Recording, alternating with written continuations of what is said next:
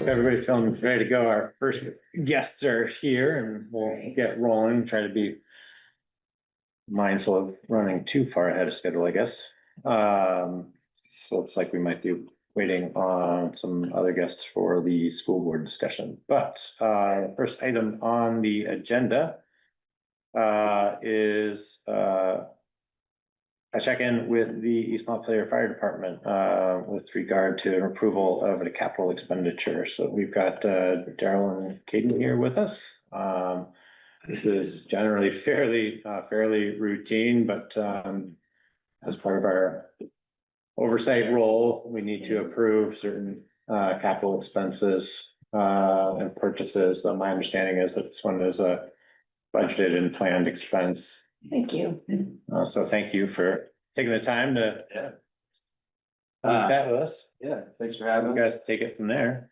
Certainly appreciate that. Talk to you all.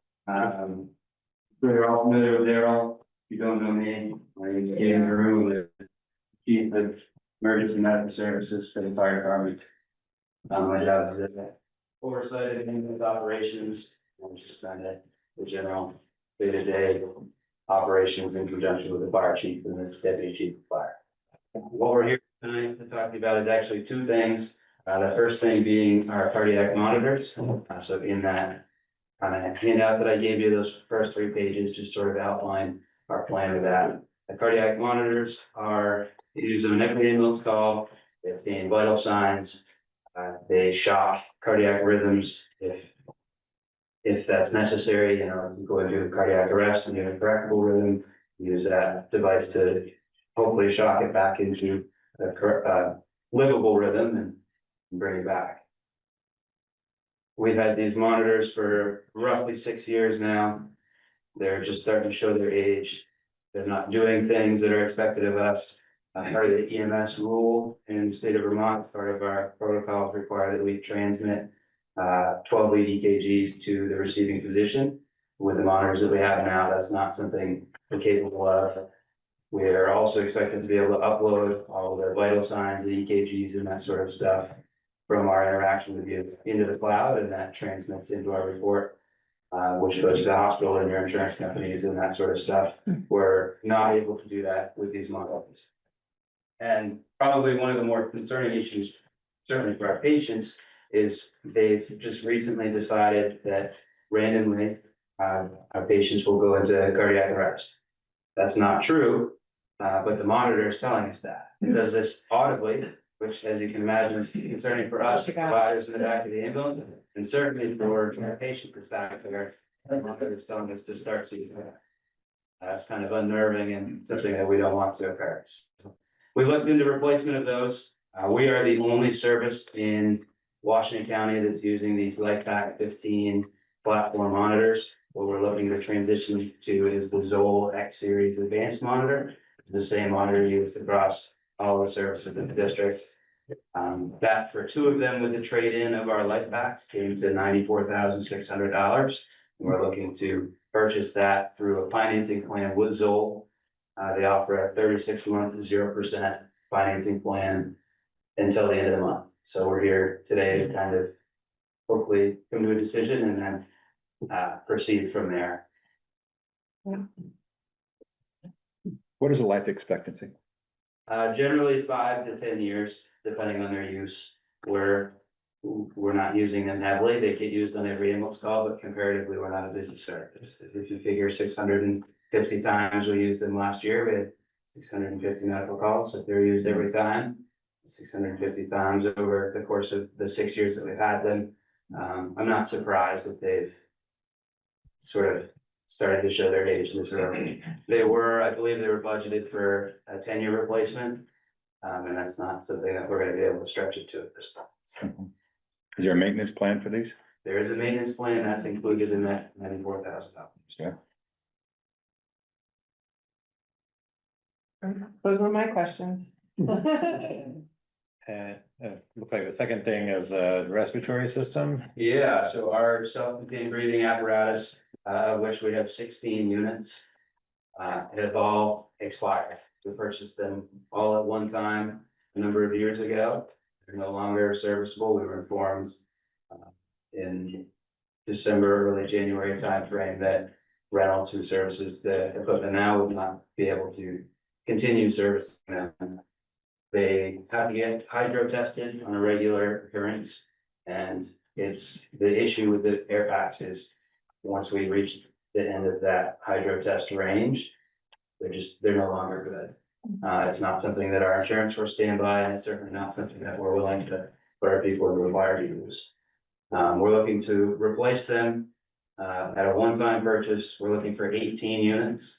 Currently, with the 16 units we have, we're not able to outfit all of our apparatus. So we have 2 apparatus each that are missing 1 breathing apparatus. So we're looking to move that number up to 18. And we're looking to make this in a one-time purchase. Reynolds has agreed to let us make that purchase now, but pay for it in 2 installments, 1 in this fiscal year and 1 next fiscal year. So that's our plan. That money will come from the capital budget, of which we have saved up, so. And it looks like these have they have a 15-year warranty on them.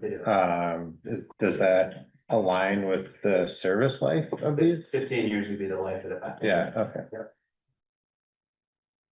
And does the service of those and testing, is that included in the price through Reynolds, or is that an additional service fee? It depends on what it is. So initially, sure. we're doing fit testing for all our members. That's a requirement.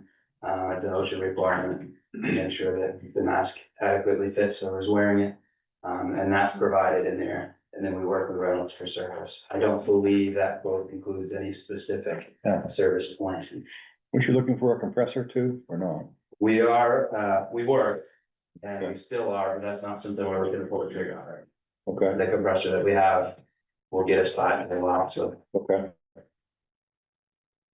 that is an expense in the future, but not something we're looking to pull the trigger Well, I appreciate you taking into consideration the impact on the capital funds and utilizing opportunities to leverage 0% interest and stretch out the payments with the vendors. I think that's pretty prudent. Is there any merit to looking at breaking up these purchases so that they're offset from each other, so that they're not such a significant hit to the capital budget every? And the plan is, the air packs is something that we learned about pretty recently. Yeah, I don't think that any of us really knew that was coming up in the way that it is. The plan is, in the future, we'll start phasing those Phasing them out. out. So as we get towards the end of the service life of these packs, we'll slowly start replacing some here and some there, so that next time we don't have this issue. But unfortunately, we're taking on a lot of liability running those packs as they are right now. yes. Not something that we're interested in doing, so. So if you had a pack sitting there that you never used, it would still expire in 15 years. Yeah. It's the service life of the pack. And you got 18 people that'll use them? Yeah. Okay. Yeah, we have a roster of 55 right now, between ambulance employees and firefighters. Any other select board members have any other questions? I really appreciate Yeah, the briefing, and it's very helpful. and for the time in the presentation, that helps a lot. And I think when it comes time for budget time, we'll probably have a little bit more lengthy discussion about kind of the status of the equipment fund and fund levels and that sort of thing. You guys have done a great job kind of working on a continuous improvement process and making those numbers really transparent and understandable. So thank you.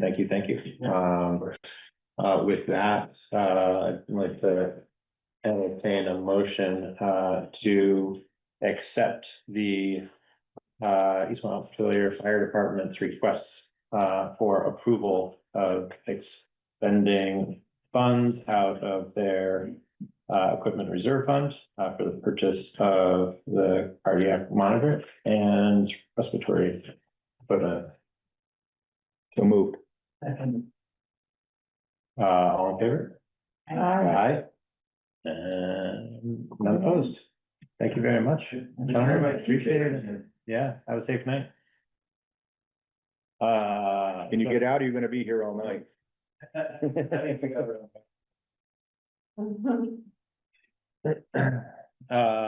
Great.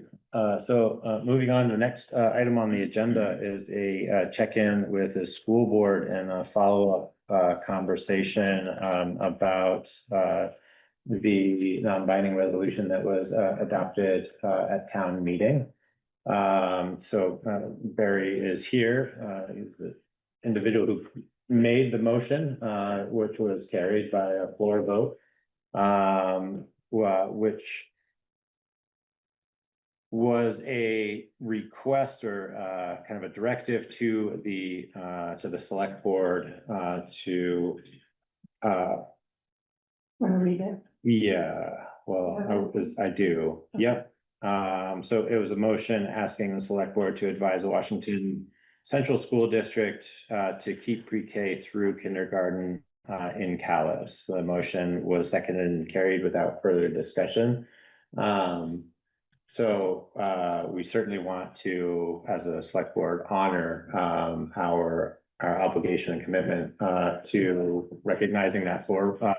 The background context there is that a community vote to keep the Calais school open, which bound the school district to keep the school open.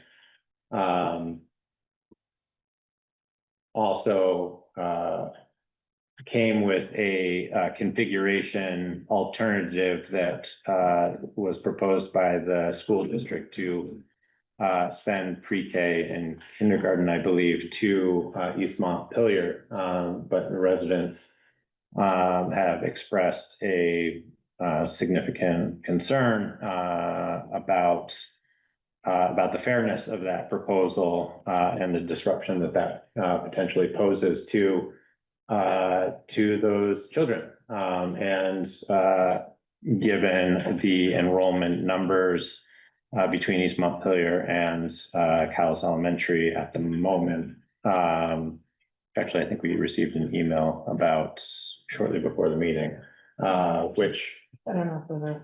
currently represents an equitable level of enrollment between the two schools. I can't speak to what authority those are firm or not firm. Yeah, I don't know. But those are estimates, I believe, and I think it's fair to say. So it's also, to be fully transparent, not entirely clear to me,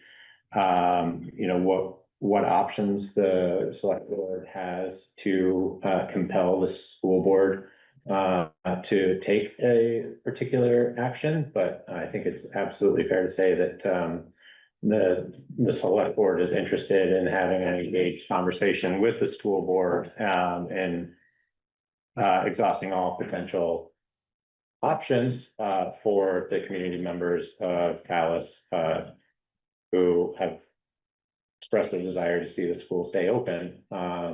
And one of the areas that we have committed to having conversation around is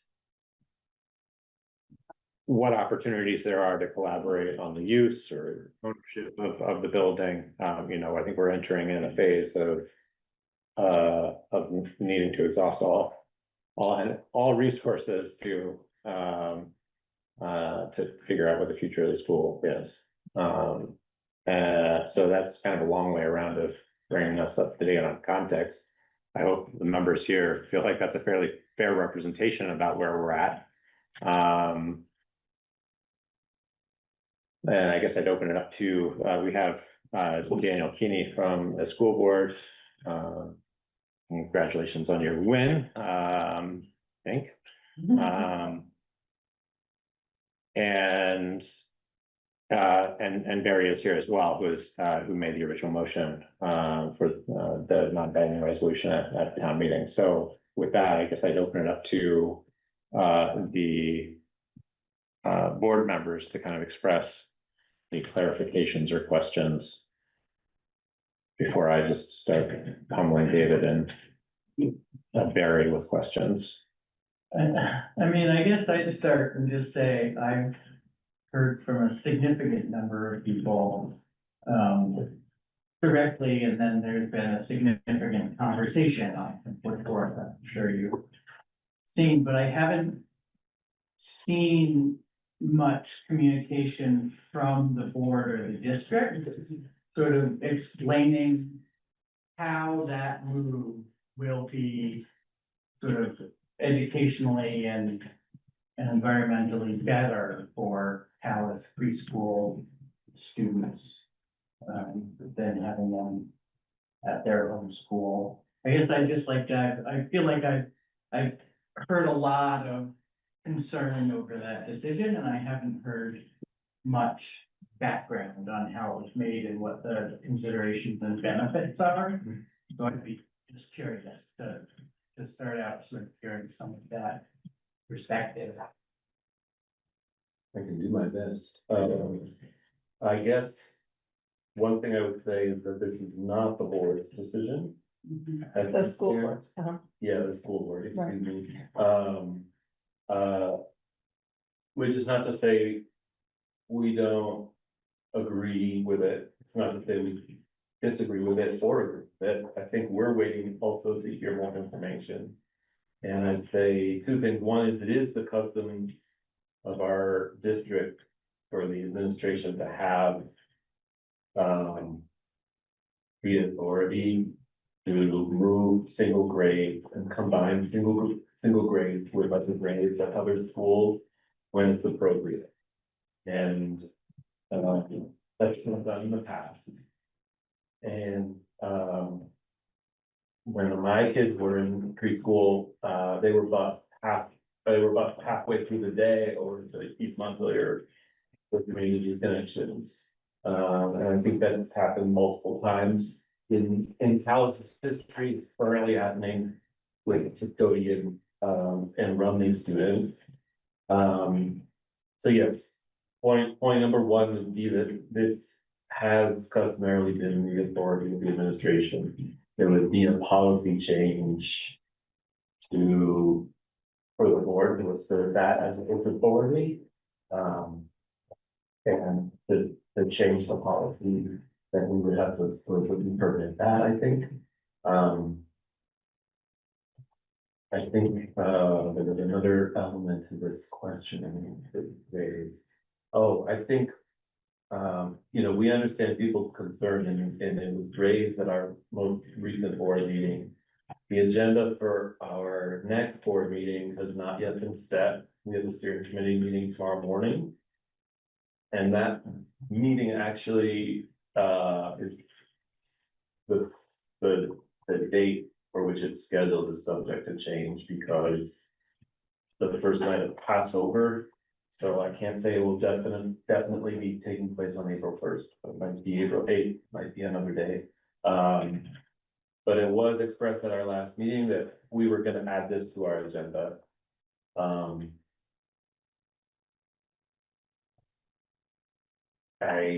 I guess I hesitate a little bit because I think there's a real chance that a lot can change, as it always does, between town meeting day and the first day of school. And obviously, people feel strongly about this in this moment, and I understand that. And the board is doing what it can to understand the rationale. I have a hunch about what the rationale is, and I don't know if it's partial or full truth. But it also just feels like a very premature debate to me. Is that because it's not clear yet who all is gonna sign up for pre-K and? Or is it because there's a lot? We wait on final enrollment numbers, and I see Jared's online Uh-huh. wearing a different hat, but he may be able to, provide comment there. Generally speaking, though, yes, a lot of this waits for, much more final enrollment numbers before we make decisions, or before, I should say, the administration makes decisions. But I want to acknowledge the fact that it's like not necessarily intuitive it may be intuitive that the kindergarten has to be grouped with East Montpelier's kindergarten because there are so few kindergartners enrolled. And it's not necessarily intuitive why that might be the case for a pre-K, because my understanding also is that, both schools have, in terms of confirmed registrations and pending registrations, 14 in each town. And I understand why that is not intuitively a case for merging them. And it is an acceptable number of students, enrollment wise, to have a full class. We get into other stuff, but I would be speculating, I guess. I'll stop there. I have some questions there. Unless Jared wants to make any particular comments. No, other than Daniel's numbers are correct. We have 14. 14 and a half, because somebody is still working on registering, let's say. So there by the end of the week, I would suspect that there'd be 15. But that is where we currently are. And I think Daniel's right about the intuitive nature of the two things feeling even just different. That it's a different number. Or when you look in the past, when things have had to been combined, it was based on low enrollment. And right now that there isn't a low enrollment, at least in preschool. So, but Daniel's numbers are correct there.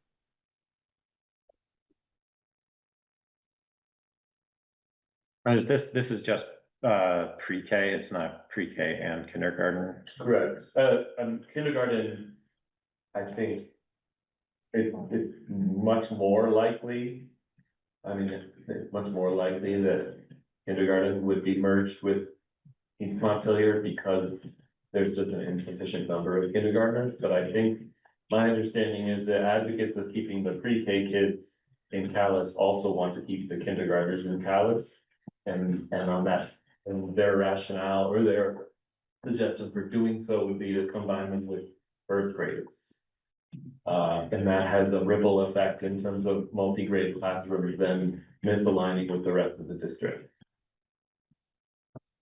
So. And do I, just a clarification on that, do I understand that it's not the recommendation to merge kindergarten with first grade? I feel like I've That's what I've heard heard, also. you know, that's not the It's- recommendation. It's a multi-grade Kind of classroom configuration that we try to avoid Avoid, exactly. based on professional recommendation. Yeah, And same with kindergarten and pre-K. So we've done both of these things. But the problem with kindergarten and pre-K is also, I don't know if it's developmental or also just the practical fact that having 3 different ages in a single room, which is developmental in part and logistical in another part, and probably raises other challenges. It's been right, done because before. pre-K is two. Pre-K is 2 different Ages, right. years, yeah. And do you know what the transportation logistics would look like? Like would kids pre-K and kindergarten ride the normal Calais bus and then get bused separately? Yeah, so, in our superintendent report in our last meeting, the proposed transportation was that, Calais pre-K and kindergarten students would board one of 2 Calais buses, upon arriving at Calais Elementary in the morning. They usually arrive about 8:45. They would combine those 2 buses and arrive at East Montpelier at 8:55. And then at the end of the day, they would be picked up at roughly 3:20, transported back to Calais to catch their regular buses home or be picked up in either place.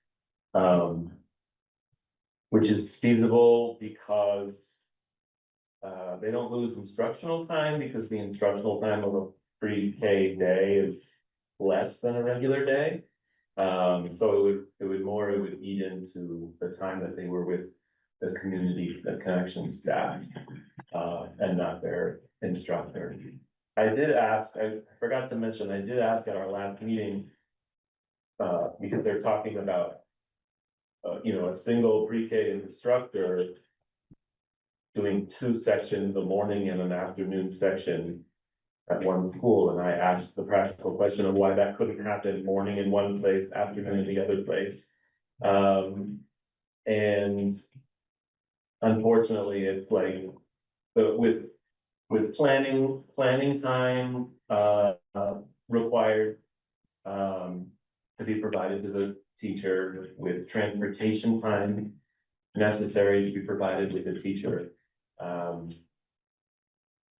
That would be not feasible for a single teacher to do, switch from one school to the other. And also, the community connection staff Mhm. actually are with students. The overlap is such that you would basically have to have a 0.6 community connection staff person in at one school and a 0.6 at the other school. And aside from being more than one full-time position, it's also a very hard position to staff. That whole program has had staffing issues, Mhm. chronic staffing issues, which is why my kids were sent to East Montpelier. And so I think they're just foreseeing a big headache with that as well. So cost and logistics are elements of this. But we're still waiting to hear more information.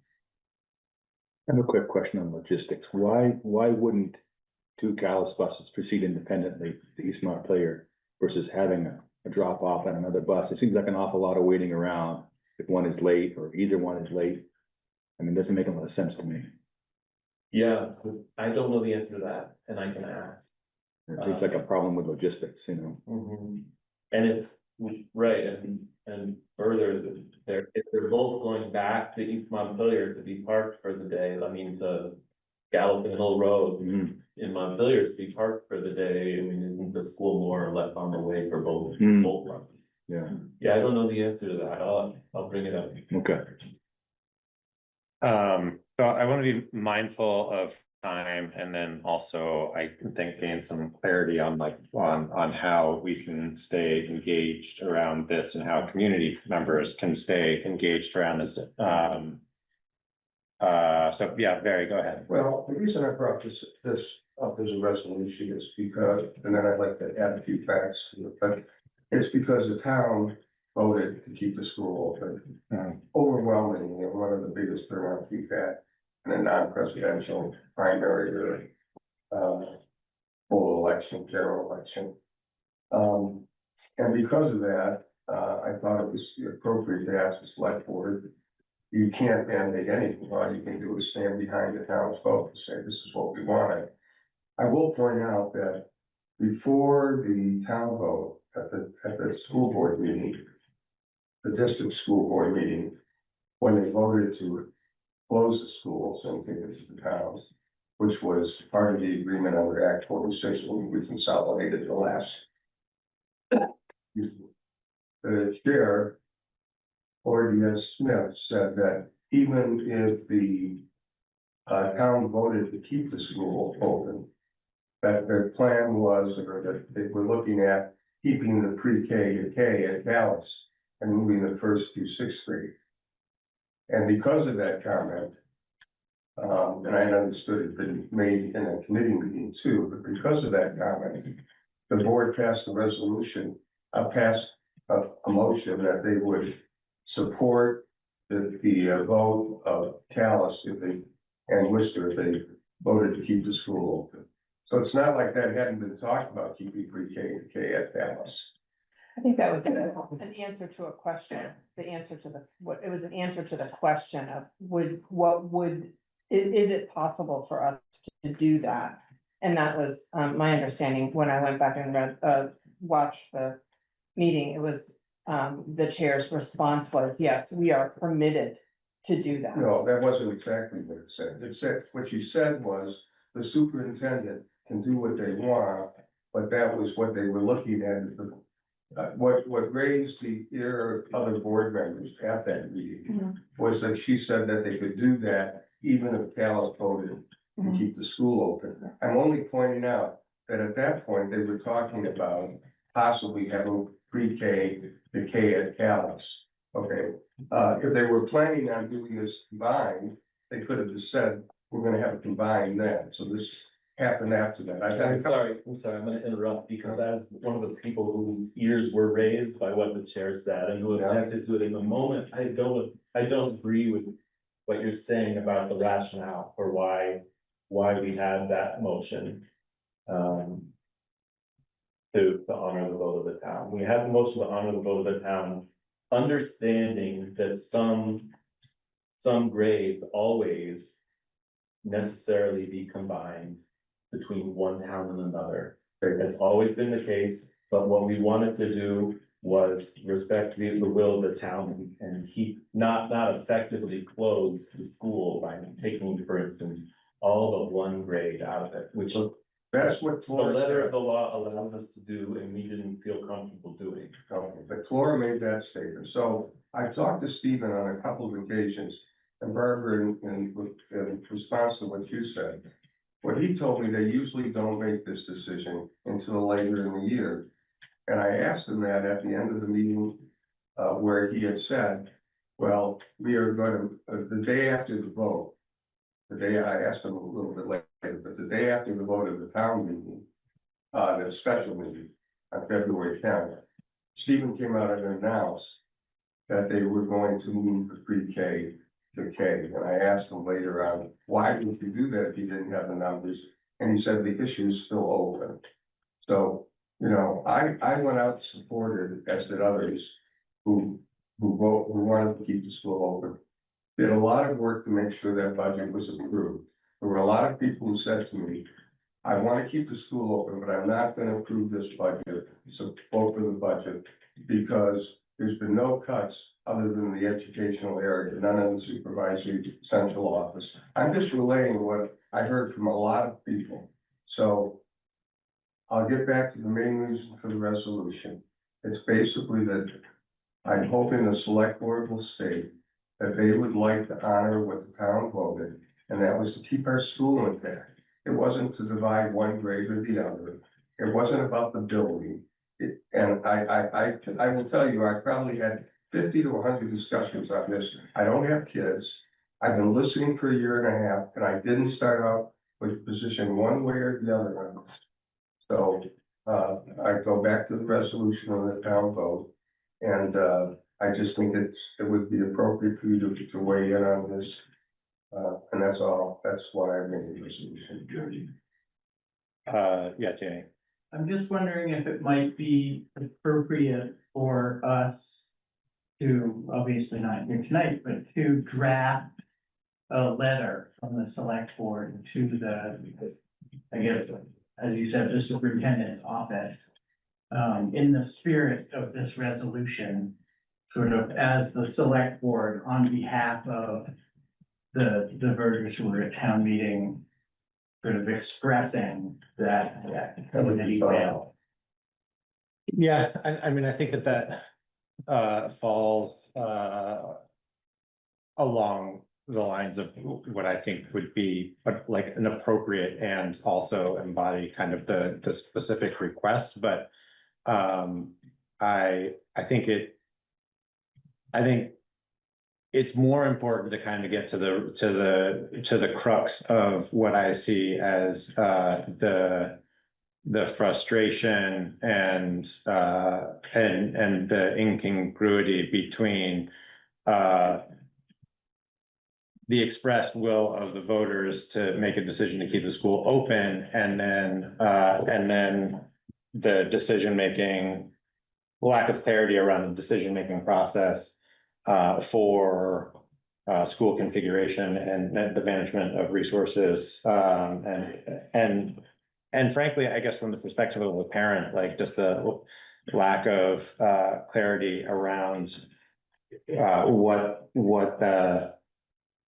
the configuration of the classrooms looks like. I mean, I want to be respectful to the administration and the principals who are working in best case scenarios with estimates of these enrollment numbers, because so much changes or so much can potentially change. And by so much, I mean the shift of one or two head counts can, because the classrooms are so small, can shift decision making. So I guess if we were going to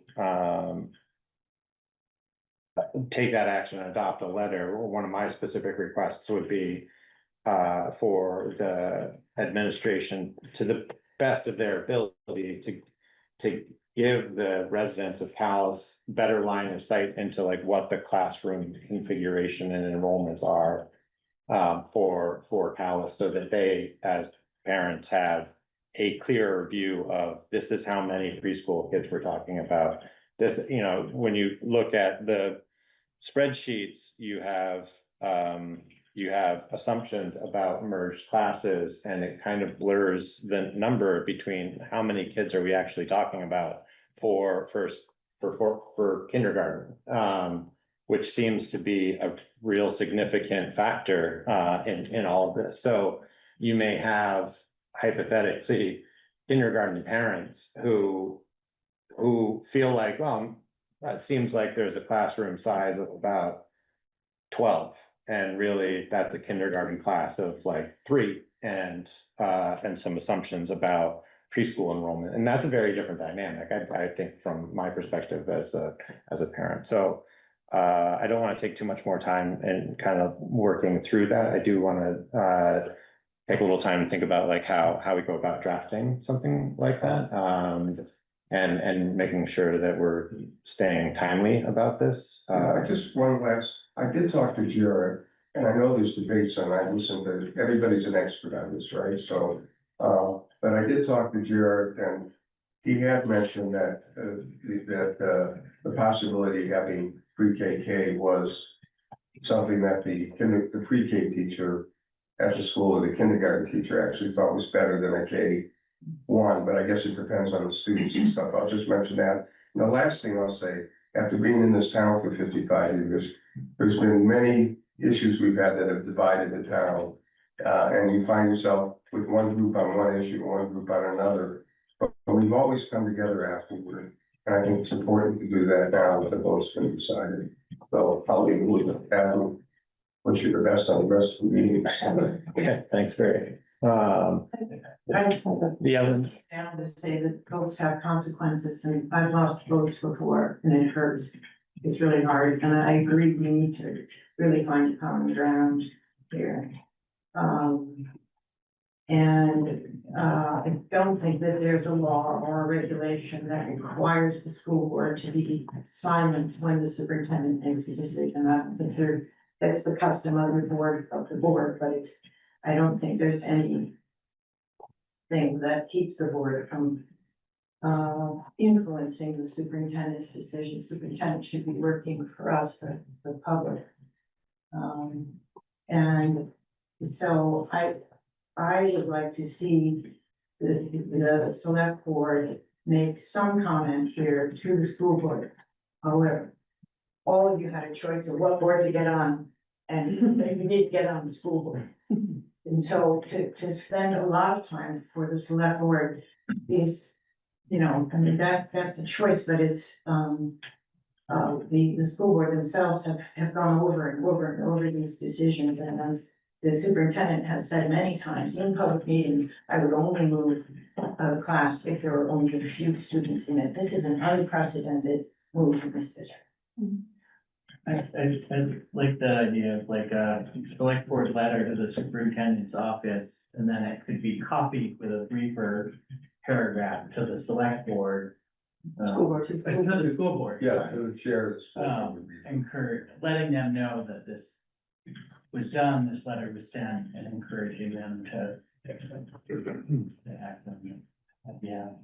And I would also just, given what Daniel was, updating us on in terms of the progression, I just think we should stay in touch.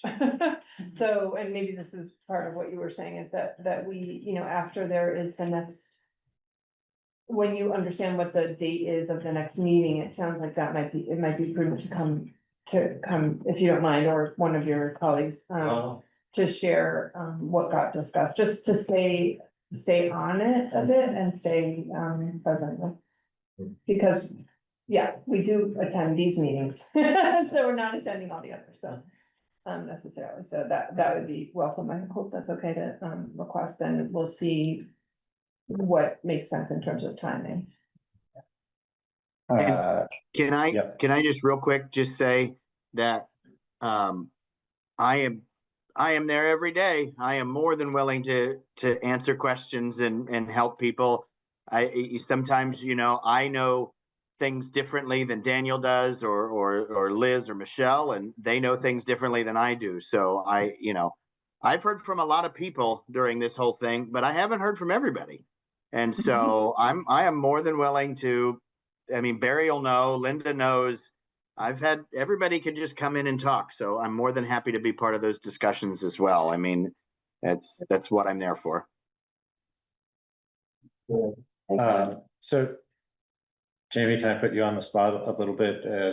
Would you be willing, or do you have time to work on kind of drafting that communication? I think that it's important to, represent the for lack of better phrasing, like the will of the residents relative to their desire to see the school open, and also represent like unintuitiveness of the presentation of class configuration and moving, to date. And from my perspective, that strikes as a pretty significant breakdown in clarity and communication, and that we want to try to keep dialogue going while there is presumably time to continue to influence these decisions. Keep those lines of dialogue open the best we can. It sounds like that time frame is basically April and May. So if you're willing to start kind of pulling that together, then we can commit to keeping it on the next couple of agendas so that we can refine that and get something over to the school board. I'll do it. So this would be an agenda item for the next meeting? I think that would It's be, 3 weeks, just so everyone knows. Right. yeah. Yeah. Okay. Well, thank you, everyone. I appreciate Thank it. you. So we're gonna move on to the next agenda item, which entirely unrelated. Is our commitment to kind of continuing to provide airtime and dialogue around the town's strategy for supporting and promoting local housing development and growing the community. So we started this conversation in the last meeting. This meeting, we've had some input from soliciting some input from our zoning administrator, and also talking a little bit with Jared Weiss as the chair of the planning commission, who was able to share the was it the draft segment of updated draft segment of the housing section of the soon to be new town plan. No, what's in that town plan now is the housing section. That was one that was done. So there's the 2-page excerpt is truly an expert excerpt. Correct. As it stands, and got it. Figure out how to do it. So hopefully everybody was able to find that in the shared drive. This is a part of the town plan that was adopted in 2025 with very specific goals about steps to be taken.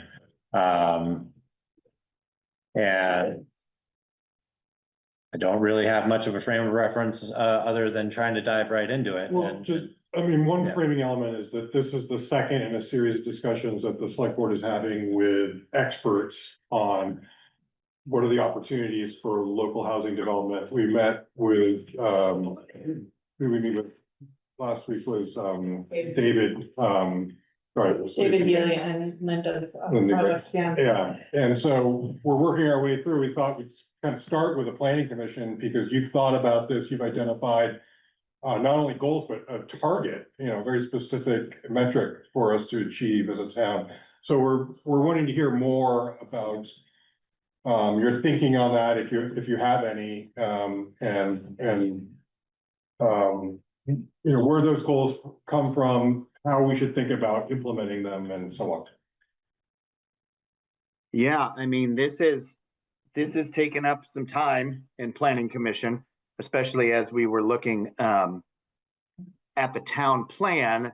And I can tell you, David Healy joined us, I think it was not last week, the week before. I don't know. David Healy joined us in the last two meetings, whichever one it was. They're running together. And to talk about housing and a little bit of the document that he put together. And one of the things that we've been trying to figure out and talk about is the balance between the things we know make Calais special and that we love about Calais, which is, the natural environment, the beauty, the ruralness of it, and the need for housing.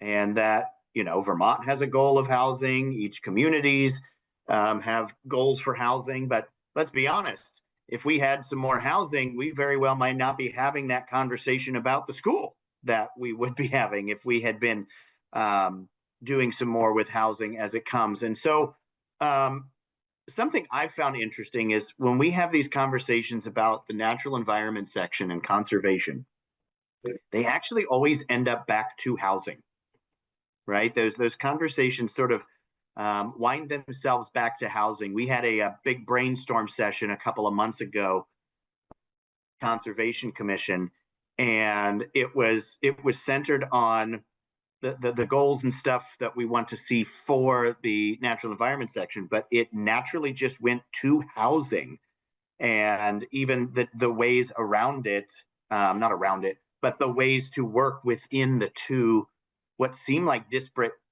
sort of areas, right? Natural environment and conserving and housing.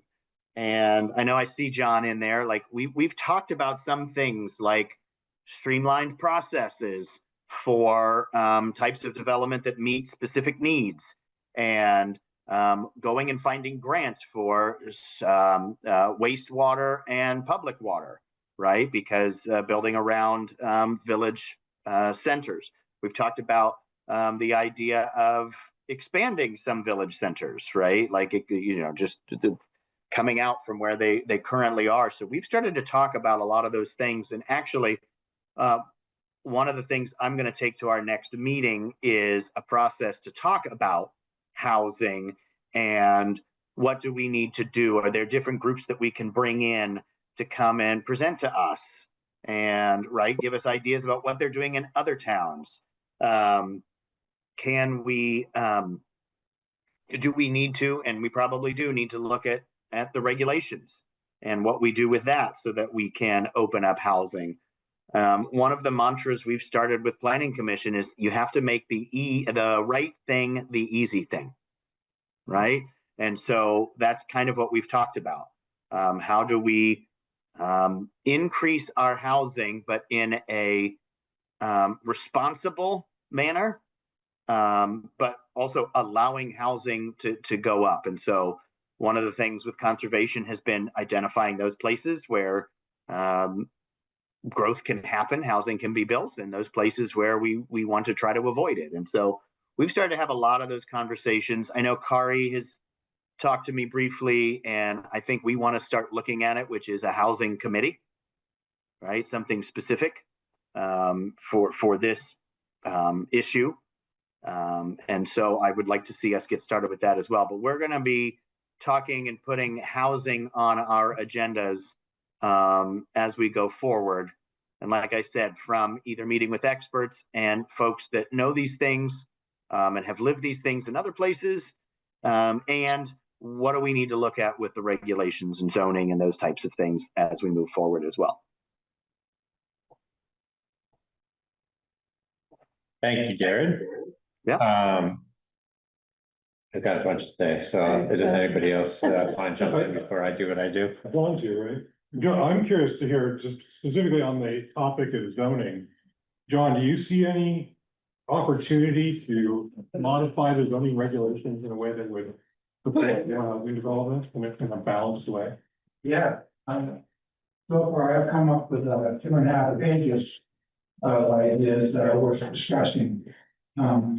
Nothing outrageous, but just little things, a bunch of little things that would make the process easier. And I think having a discussion, using these as a departure point for the discussion. I'd love to be part of it. Yeah, it's, I'm really encouraged to hear that, John, and I think that I think if I were to kind of summarize best I can, I never do that really well. My struggle with the topic is that, this is obviously something that's top of mind for everyone at the state level, and there are modifications to regulations at the state level and tiered approaches to try to loosen up regulations, but I personally still don't see a lot of time being spent about how the rural communities that are struggling with such an acute, anemic situation can take specific steps. The money and opportunity and the grants and the adjustments to zoning regulations are always going to inherently kind of happen around the areas, surrounding the population dense areas, but that doesn't change the urgency at the rural level. And so how do we, over the next year or for however long we want to commit to this, kind of strategically work through a conversation that gives various subcommittees, but also the select board, pretty specific steps that can be taken in our local community that are both supported by our local community members, but are tangible. And for me, that comes down to being really specific about our goals. If we have specific conservation goals, let's say what those conservation goals are and where exactly we're going to focus those efforts, and hopefully that highlights the areas where we won't, and that is implied in a lot of this. But I think we're now at the point where we need to start making efforts to actually do that work. And I'm a little concerned about spinning up another committee. I like the idea of tasking all of the committees to participate, and committing agendas to this, with very, specific direction, if that needs to come from the select board. But I think it is direction that is generated in partnership with the planning commission. And so Hey, Jordan. Yeah. On that point, in my head, and we've briefly talked about it at planning, is the idea that any kind of, because I'm kind of on board with you that just another committee, it does kind of make you pause a little bit and go, another layer, but is having the right people at the table, right? We've got a conservation commission, and we've got planning, and we've got people in town that know these things, right? Like bringing the right people together. In some of the places where we know there's been sort of the push and pull, have them all at the table to begin with, so that those conversations are automatically happening. And so, I don't know if it's appropriate for someone from DRB to be on a housing commission, right? Like, I don't know if it is, but again, the people whose expertise and minds are all on the same subject, but might be from different parts of that conversation, having them all be as part of it as well. So to your point, making sure that we get all those voices at the table. Barbara, go ahead. Yeah, I definitely agree that we want to be thoughtful about stakeholders, and that's part of this couple of weeks of meetings of exploration on that. I think the question I would have for you, Jared, is just to we have goals and objectives that are in the town plan. Yeah. So We've already done a lot of work to make this whole list. yes. And now it's time to like. So and maybe follow up, Christy, with me, but you know, John's points about there's opportunity in the zoning administration, you know, the zoning, rules. The question for me is, against all of these different goals, are any of them actionable sooner than later, or they have the path of least resistance, or they're most conducive to, the zoning regs, being, you know, that's what I'd like to understand. I want to make sure we're having the conversation in the context of the plan that we already have. No, Barb, Um, that's a really great question. And I think what we would do is, I think we need to take the goals, the work that's already been done, and start to maybe not prioritize them, but somewhat prioritize them, talk about what kind of steps for each goal, like what would the things be, and bring to select board an action plan of those goals, right? Or is this a short-term goal, something we can sort of tackle now or within the next 6 months and whatever, or are some of them more long-term, right? Like, we need to do some of that work now that we have the actual action steps in the plan. It needs to be, okay, what do we need to do with, you know, certain parts of those steps?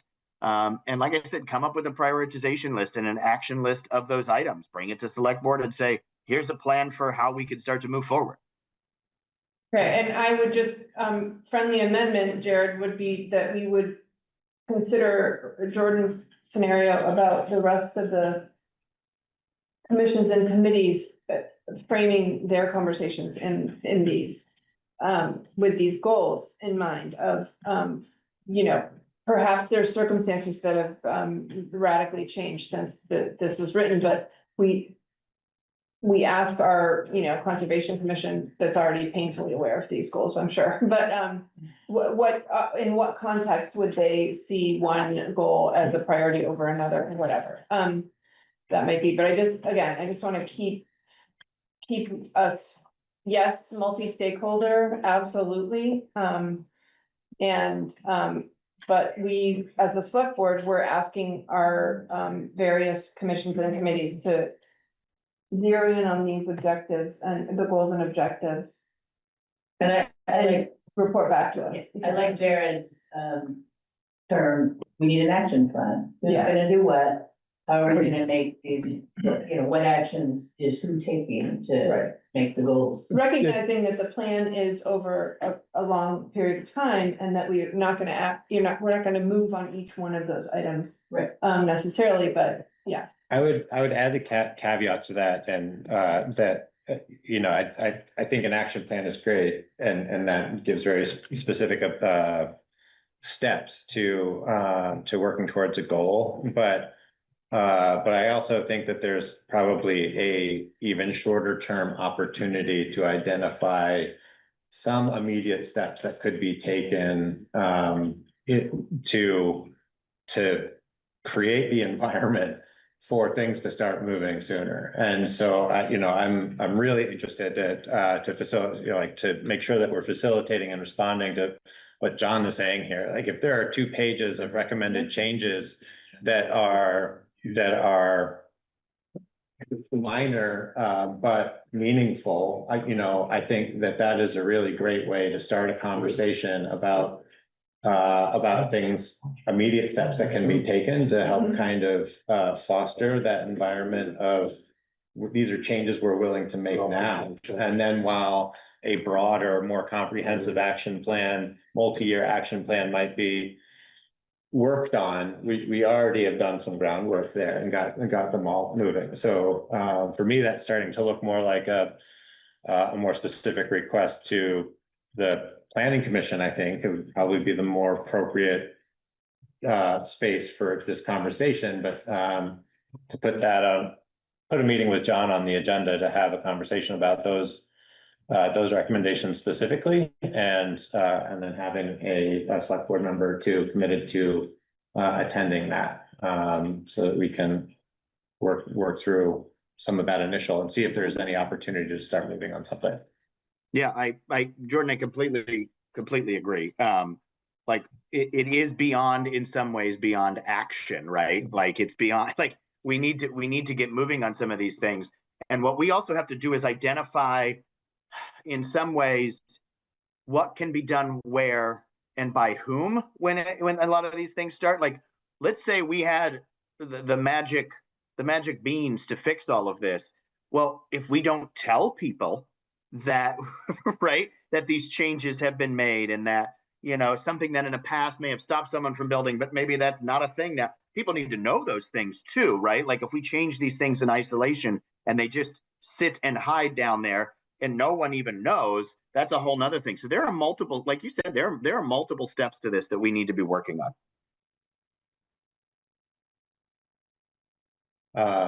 Can I just make one quick comment?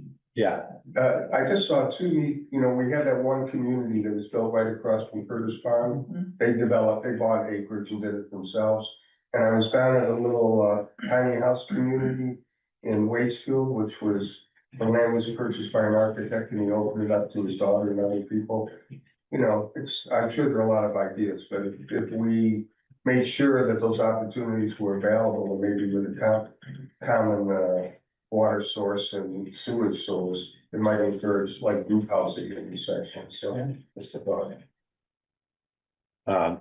thanks, Barry. Well, again, I want to be mindful of the time in our agenda. We're gonna do a quick kind of check-in to see what the status is of the natural resources section of the town plan. Is my understanding is we still have that in need of adoption. Yeah, we've had a lot of conversation. Oh, sorry. Go ahead, Kari. Yeah, just to wrap up the housing discussion, the select board has next two meetings, planned. Gus Seelig from Vermont Housing Conservation Board will be here on April 13th. So this is in part to invite you, Jared, and the planning commission, if you'd like to piggyback on that. And then, 2 weeks later, April 27th, the Regional Planning Commission will be there and here, and they will speak about a number of things, including ADUs. And I just mentioned that relates to two different goals in the town plan about housing. So I think that would be a good one to attend. No, I agree, Kari, and I think that's the kind of things that we also are talking about that we need to do, right? These people that we know have done these things and know what these things are and how they work. We need to lean on their expertise. And sometimes they're people like Gus who live in our community, right? And they're there. And so we need to do more of that. Jordan, I would say there's two sections that we need to continue to refine, and I'll give you an update on them real quick. One is that natural environment section. We've done a lot of work with Conservation Commission. The last piece we're really working on is basically the action steps or the goals. And we just need to get those cleaned up and then have a conversation with conservation about those goals. And so that's our next step. So I think we're getting really close on the natural environment section, just focusing on those goals. The other is the energy section. And I have a request out to CVRPC about the energy section because we have a question about the enhanced energy plan that can be a part of a town plan. We have questions about that. And before we too far into it, we want clarity from CVRPC about what that means. And so I have reached out to them and hoping to get an answer soon about that. And that'll put us in our next steps. And so it's the energy section I'm learning is a little more,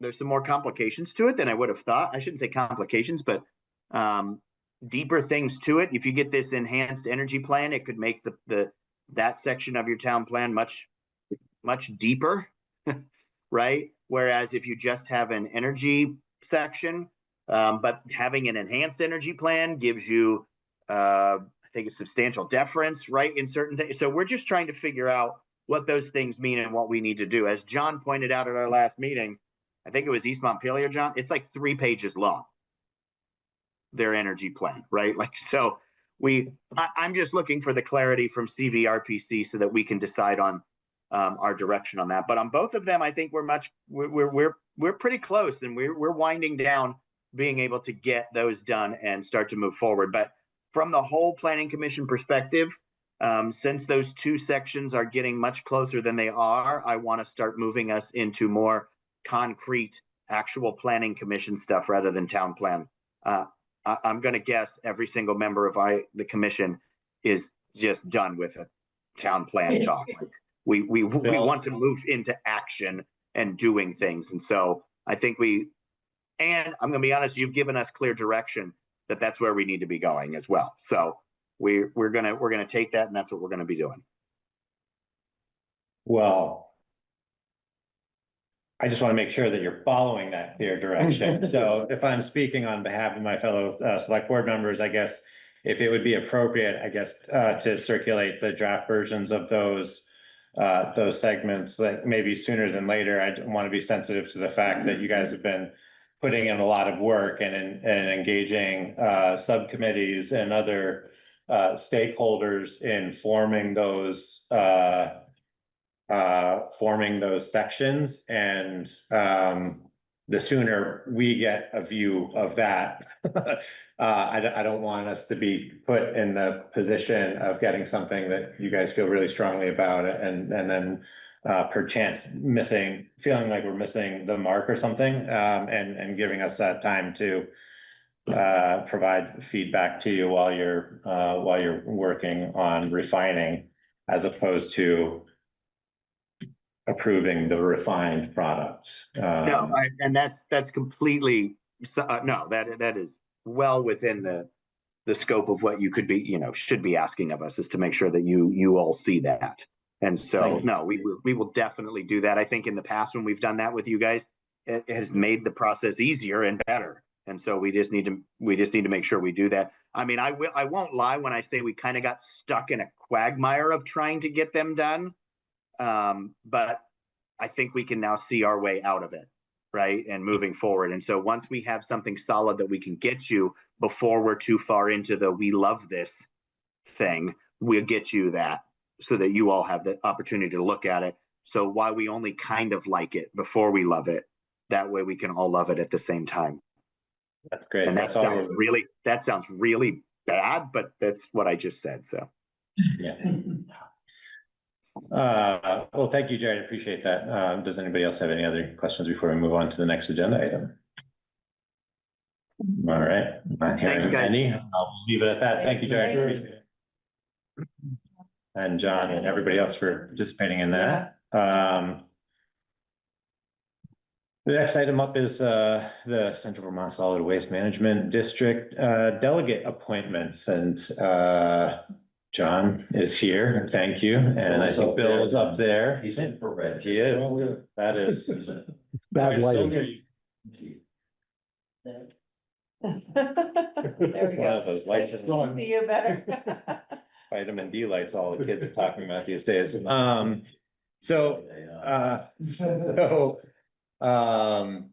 First of all, thank you both for holding this position for so long.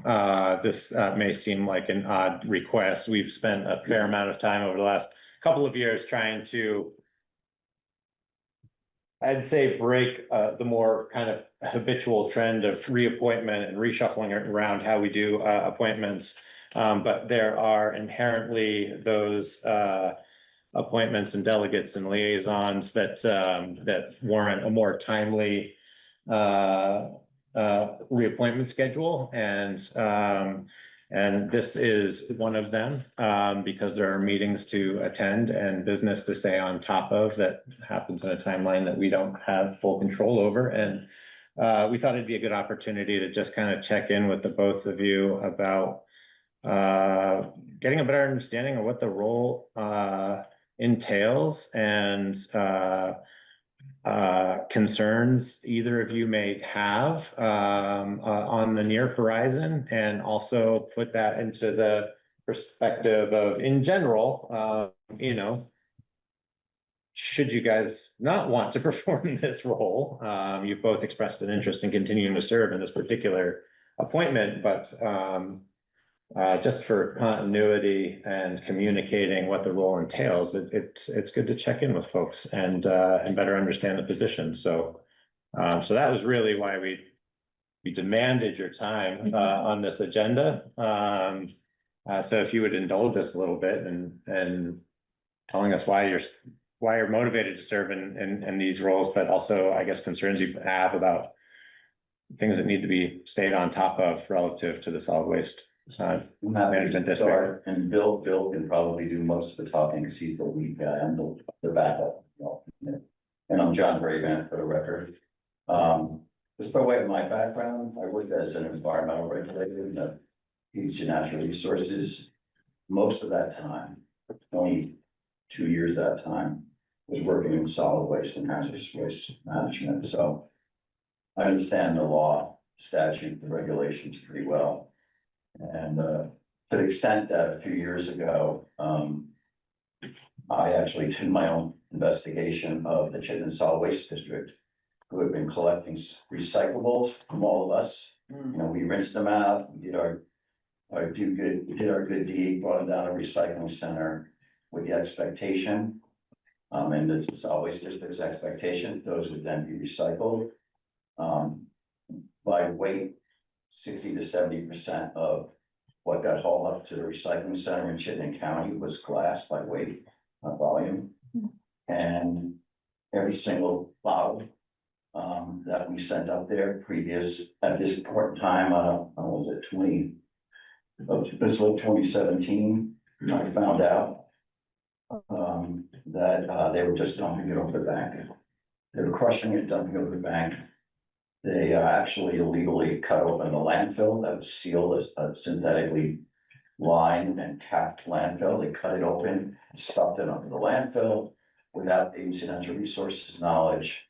And then I did a record search and I found out they submitted fraudulent records. I could go back at least 10 years and report reports. So there were 40 fraudulent reports. Each of those are considered felony under Vermont law, under the false claim section of Title 12. So I actually documented everything. I don't want to go too far down this path, but just to tell you how expansive our roles can be. And I met with the Attorney General's office, and the long and short of it, they tried to wriggle their way out of it, and they settled the case that I brought and I put together for $400,000. And it was with the Central Vermont Solid Waste District's involvement, the city of Newport, the Northeast Kingdom District, every district that fed into that facility that got basically ripped off to the tune of hundreds of thousands of dollars, billions of dollars actually, expressed outrage, and that outrage forced the AG's office actually to do something. They were reluctant because Chittenden Solid Waste District is a municipality. So suing a municipality means you're causing and fining and penalizing them with monetary penalties, causes taxpayers up there to have to foot the bill. But anyway, we were able to get those penalties. Bill was involved in and so I brought that to the Central Vermont Board. But other than that, I think I've been an alternate for over a decade, and I think I've attended like 4 meetings. Bill almost never misses a meeting. When he does, he gives me a head up like weeks in advance, unless he gets the flu or something. And I do my best to attend. I think I've been able to attend every time he's asked me. And Bill's been excellent. He's got a good mind for this in terms of, he's been on subcommittees, and I want to talk about that. He's done a lot of financial management stuff and really gotten that district's act together over the last decade or more. He's been amazing. So I'll just pass the mic to him. And well, John, thanks for those flowers. I appreciate it. And just for the audience tonight, John really has the deep background that he claims, and is a subject matter expert. My role, I think, has been, as John said, I've been the town's rep for 2 decades plus, and much has changed. So I'd like to talk about where we are in 2026. After multiple kind of cathartic efforts, in the last year, we have executed over $2 million project in Berlin, on a kind of a resuscitated brownfield area. And we now have an eco depot for household hazardous waste. It's a really big change for this organization. Ultimately, allowing us to deal directly with the growingest area of solid waste management, which is hazardous waste. Now we, instead of having to have 5 or 6 events every year at different locales, which are enormously expensive with the cost of what hazardous waste disposal, proper disposal costs today. We can now do this at our facility up in Berlin on Granger Road. So it's a big deal. The office that we formerly occupied for decades on Berry Street has been sold. We use those proceeds towards the $2 million plus of this project. We have a stable organization with a really effective general manager. And I would just say, Calais is, I think, well positioned to have services to its taxpayers through the solid waste district. And, if any of the member of either the board or the audience has questions about, what those services are, I'm glad to fill in. I feel honored to represent Calais. I think we have a really good story in the district.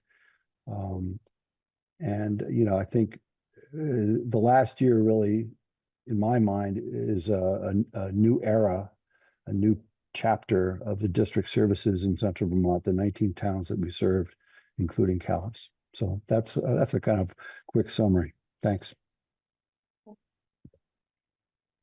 Thanks. Appreciate that, Bill. We still have you. One of the questions I think outstanding for me is it's just kind of a better understanding of like what the time commitment is and what the specific skill sets are that you think would be worth keeping an eye out for filling this position in the future, should we find folks who want to kind of step into an oversight role like this. It sounds like it's pretty nuanced relative to kind of environmental regulation and municipal, budgeting to a certain extent. I think, Jordan, you have. Speak to this. So I guess the time commitment for one, how regular are the meetings and. It's once a month, are the meetings, like regional planning commission meetings. But there are subcommittees that form, Bill was head chair one, that financial management team, I guess it's called, I can't remember, Bill can fill you in. But there are different project committees that form and disband.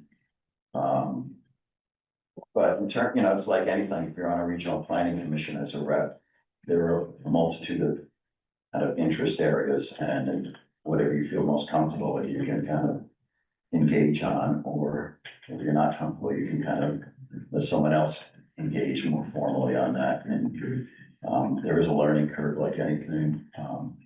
But Bill. So John touched on a couple of things. I'd say the role that I serve the town in now has changed.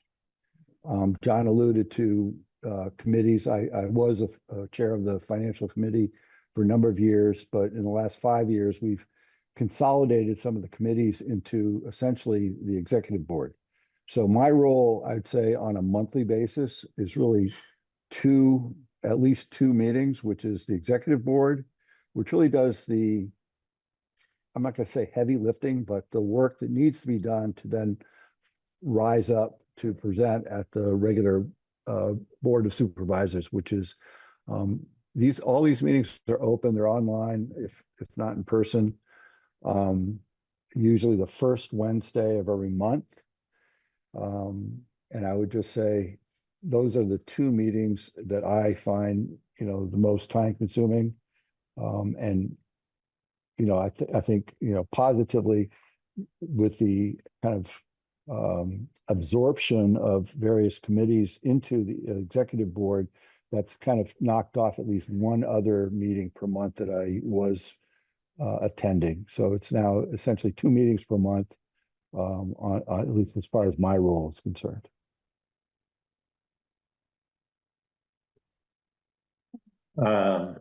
Thank you. A little tidbit in terms of the kind of, charter or how they conduct meetings at the Regional Planning Commission as opposed to the Central Vermont Solid Waste District. The Regional Planning Commission is one town, one vote, majority vote rules, most cases. Central Vermont Solid Waste District, they have a weighted vote. So it's really critical that the rural towns like Calais, which have a lower weighted vote than Barry City, Montpelier, and Northfield. It's important that the rural towns attend and have representation. It's important for all rural towns that all rural towns engage. Last I checked, there was at least one town that didn't have a representative there. Bill might know this. Bill. Six of 19 towns in your district, our district, are not currently being represented by a delegate from that town. Rural towns.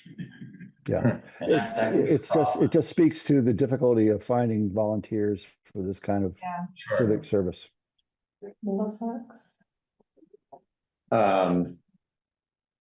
My last understanding, I used to be involved in the rep as on Solid Waste District back when I lived in Woodbury a couple of decades ago, 5 years ago.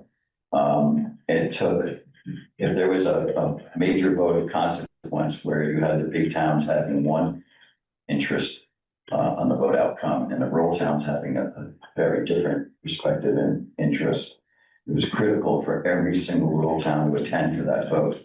And if every rural town voted and they voted as a block on one side of the matter, they could win that vote, so to speak.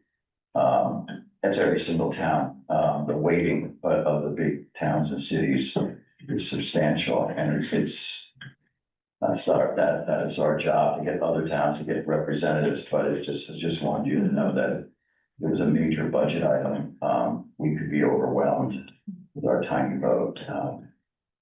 Bigger towns and they can sway things in their direction. So Is the voting population based? yeah, it's population based. The district Is serves there about 51,000 households in these 19 towns that we serve, just for the record. Is there anything that town can be doing to better communicate kind of the resources that are available to community members through the solid waste district, or anything that we can be doing to better serve you in your role or support you in your role of Thank you. serving as delegate? That's very thoughtful. I would just say, in the town warning was a good 2-page summary of the district's most recent year of activities.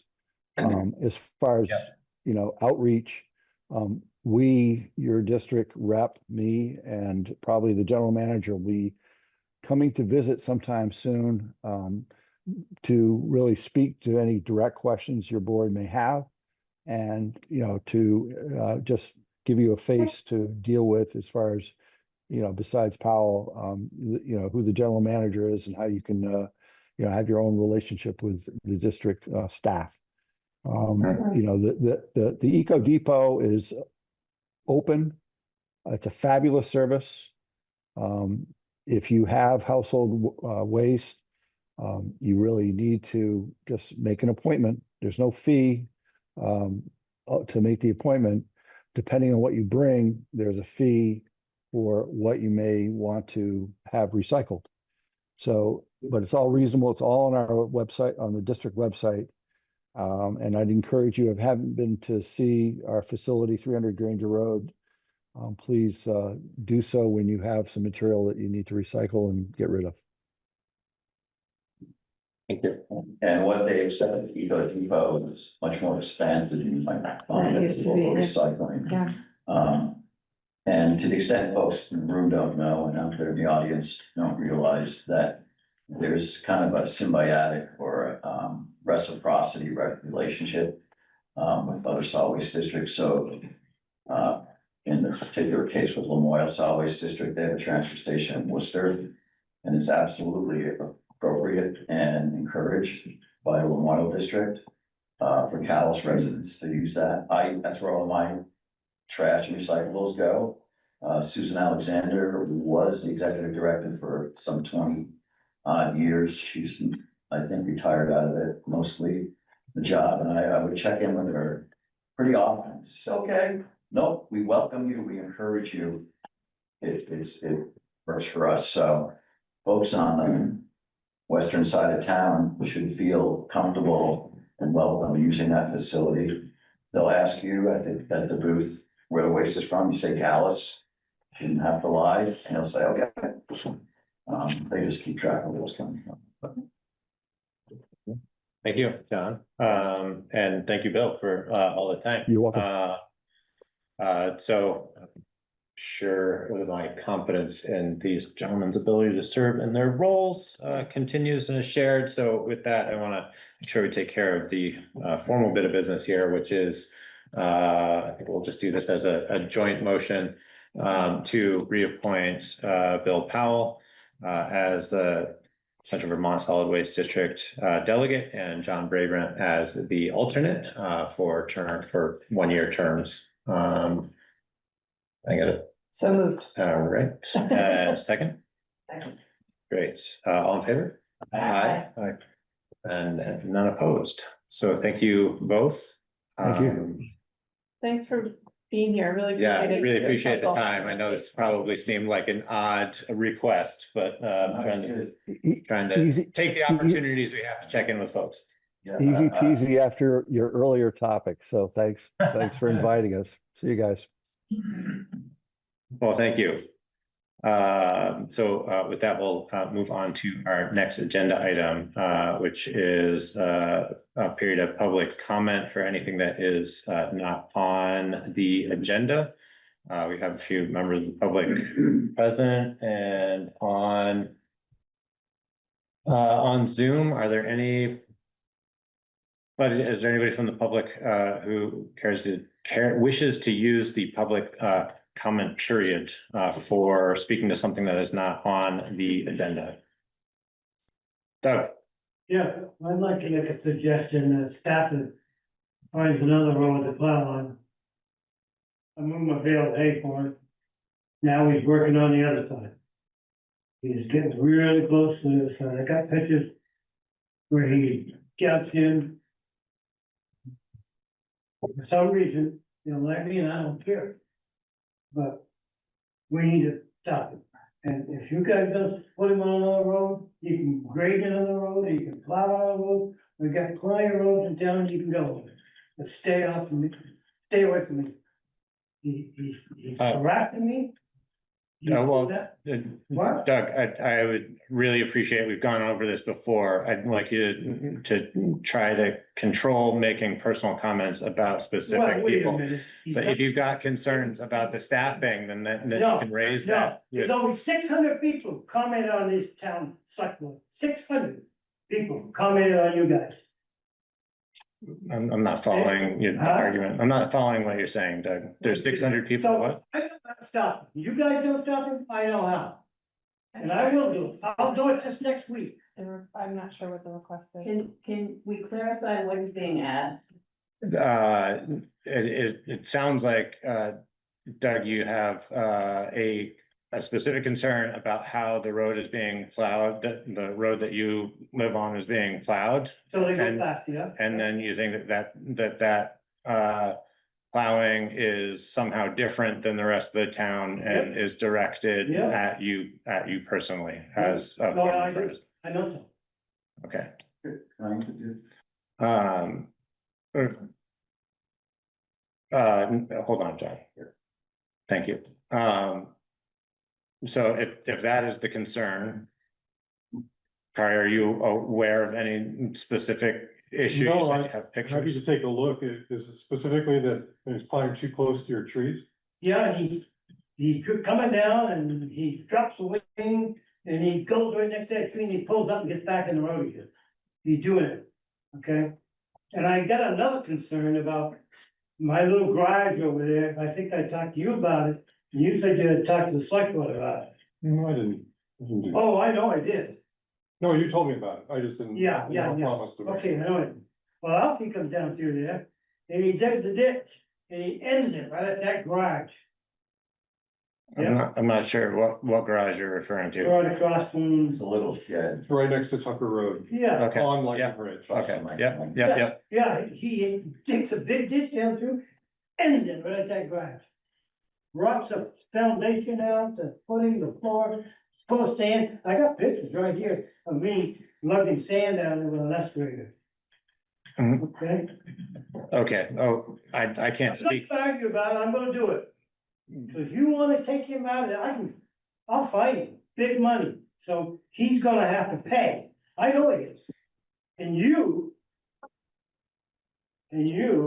tell me, and I stopped him, cause I wanted to touch you, and you stopped and touched me, very nicely. Okay, about, huh? I have, yeah. Yes, you did. And him, he blew up at me. And Okay, he wiggled back to his chair. He shouldn't be on the board. He shouldn't be. Doug, I'm No, don't. losing sight here of what we're talking about. Time. You had me here one night talking about the hound, the dog. So Jordan. No, yeah, we're diverging here from a consistent point. I'm John not might clear. say something. Yeah, so, the issue Doug's talking about is actually, more broad than Lightning Ridge Road. And I was on the select board, it was an issue actually raised by others, and I think Doug might have even been later in time in complaining, and it's the issue of, and it's not the intent, but it's the effect nevertheless. The snow plows can act as road graders, and they widen the roads. And they eat into people's lawns and they damage their trees. And I don't believe it's ever the intent of the road crew. We had this conversation, past road crews, they're all gone. Had that much turnover, it's all new people. With the exception of maybe Tyler. But we came up with a protocol to deal with the problem. So first plow, you plow the road with, and you get the mounds, and the mounds get higher and higher. Then so what they need to do is, road from narrowing, is they wing the snow off the shoulders. The problem is if they put the wing to the ground, they are then winging all the soil and tree roots, and they cause a damage. That's a concern to Doug. And frankly, they've widened the road in front of my house. I had to kind of stop fighting. I just fix it every year.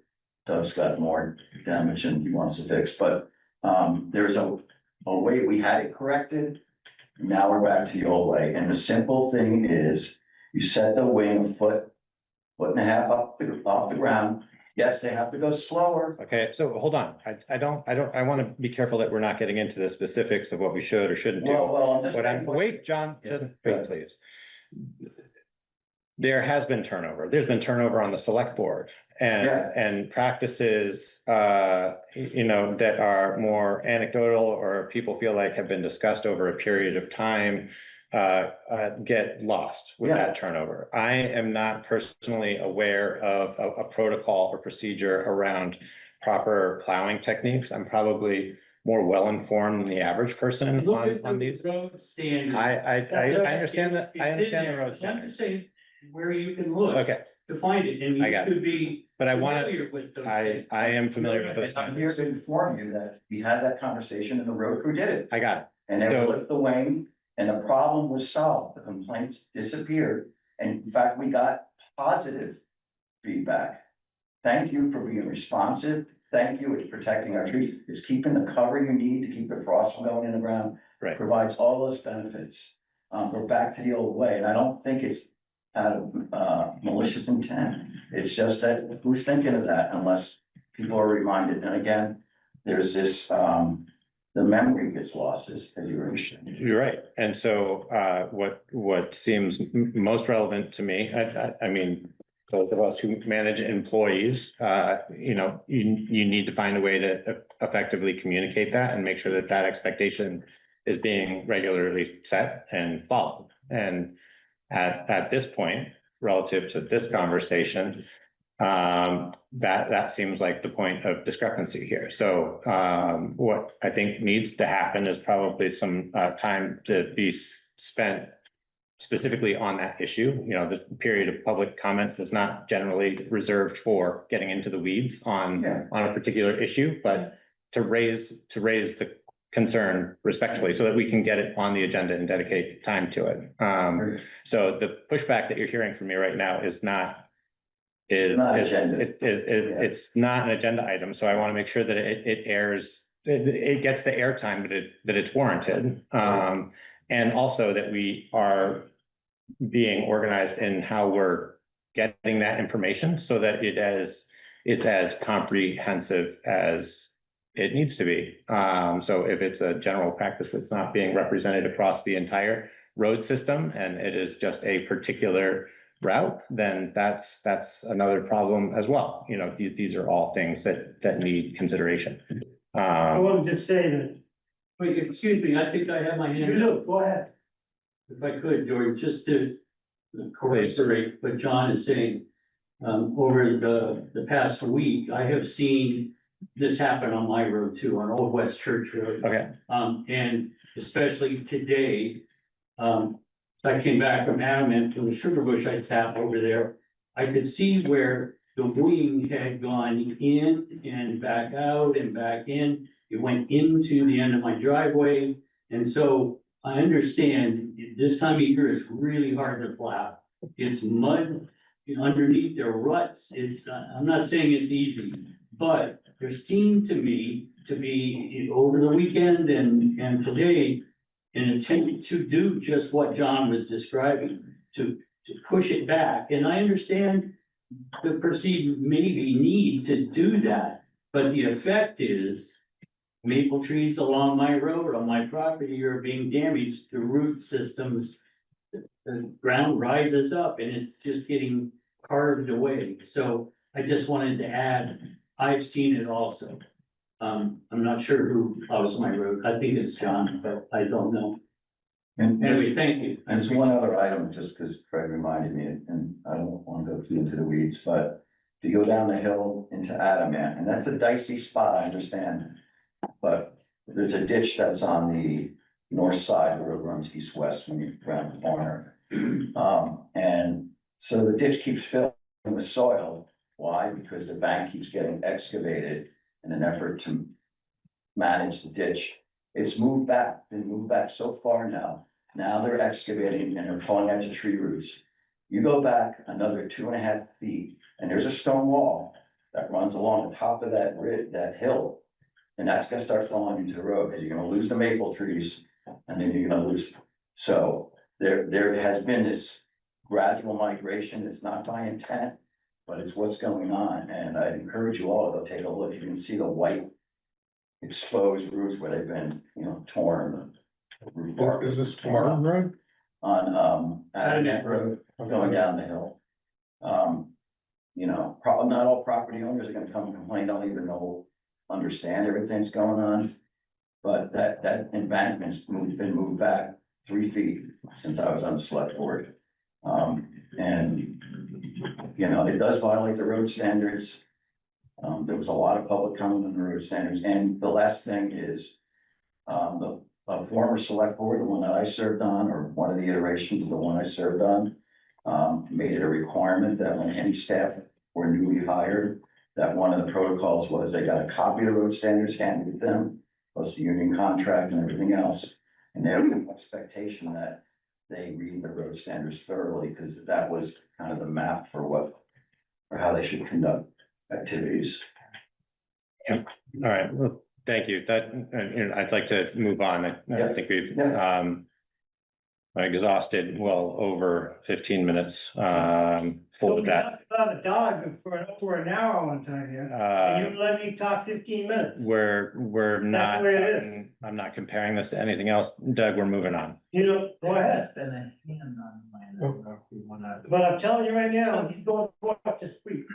Or I'm gonna file papers. I'm sorry, Anthony, it looks like you had a hand raised. You're currently on mute. You might have to turn that off.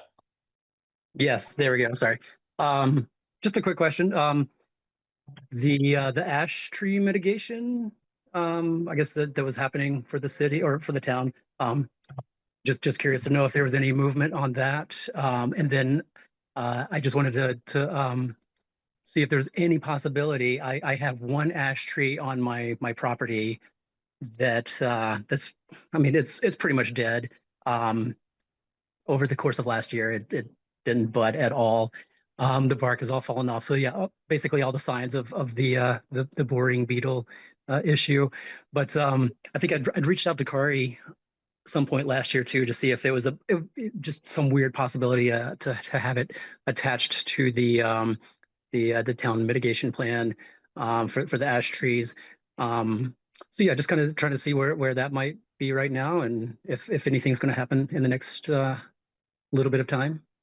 Thank you all for your That's a time. fair question, and our tree warden just is in attendance, somewhat serendipitously. I guess I'll say that there, you know, last year there was an effort to do some roadside ash tree removal, but that was very specific and limited in scope relative to a grant that we had received. So, well, Neil could probably speak more eloquently to our general strategy with ash trees. The town, generally speaking, isn't actively participating or coordinating the removal where those expenses aren't otherwise covered by another entity and part of another scope of work, and where it seems appropriate to do in consult with Neil.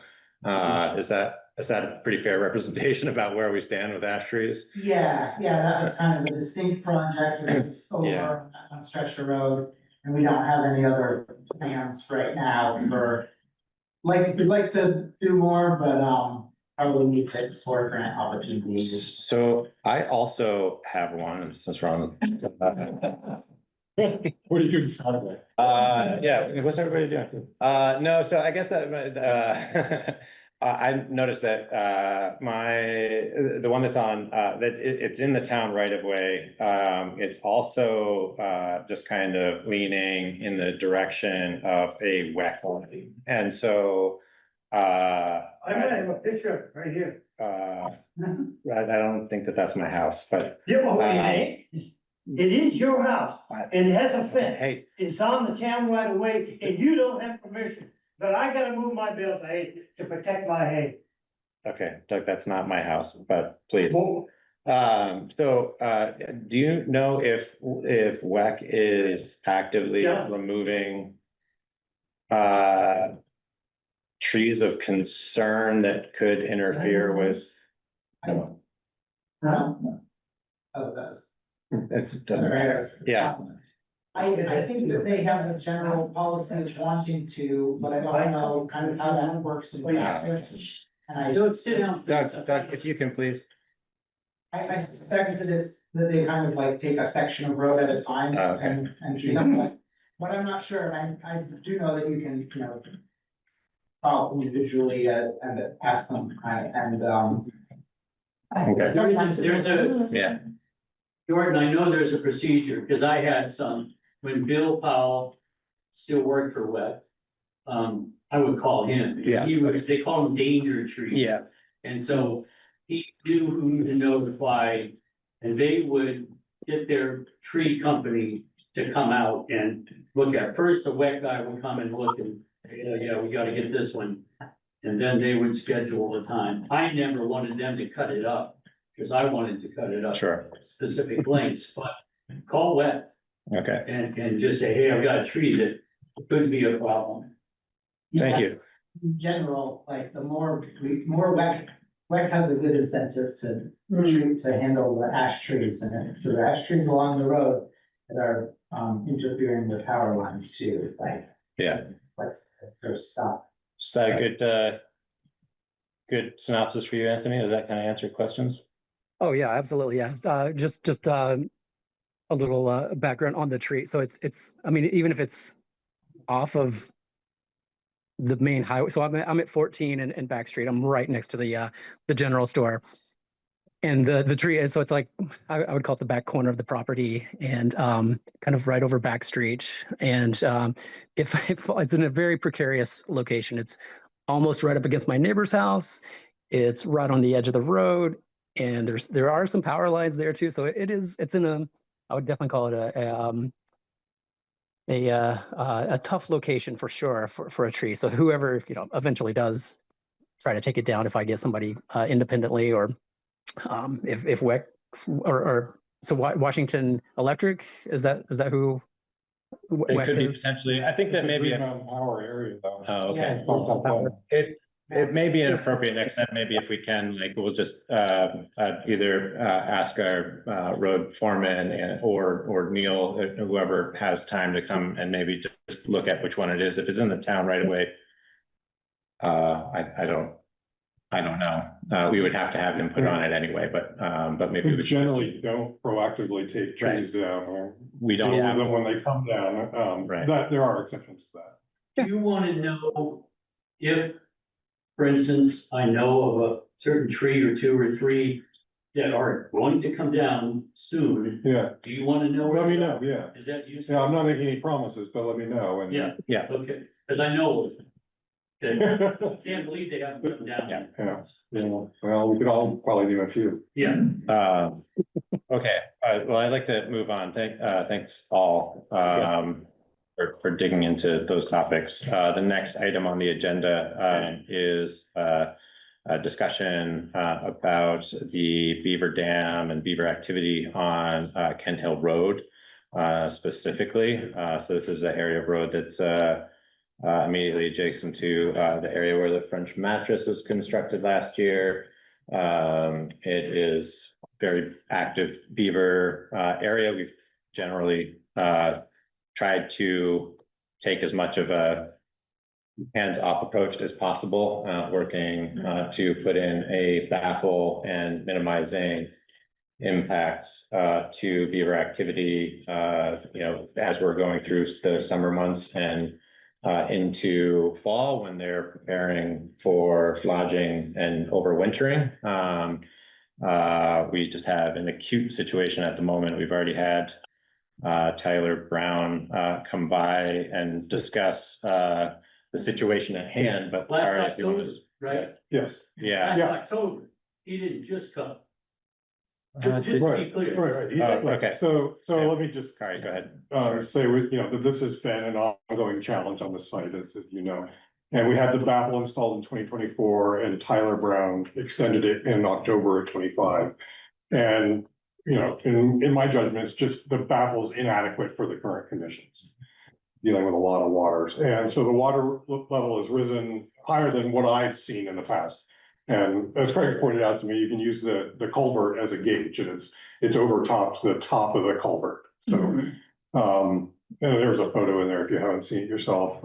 So two concerns. One is just the current condition.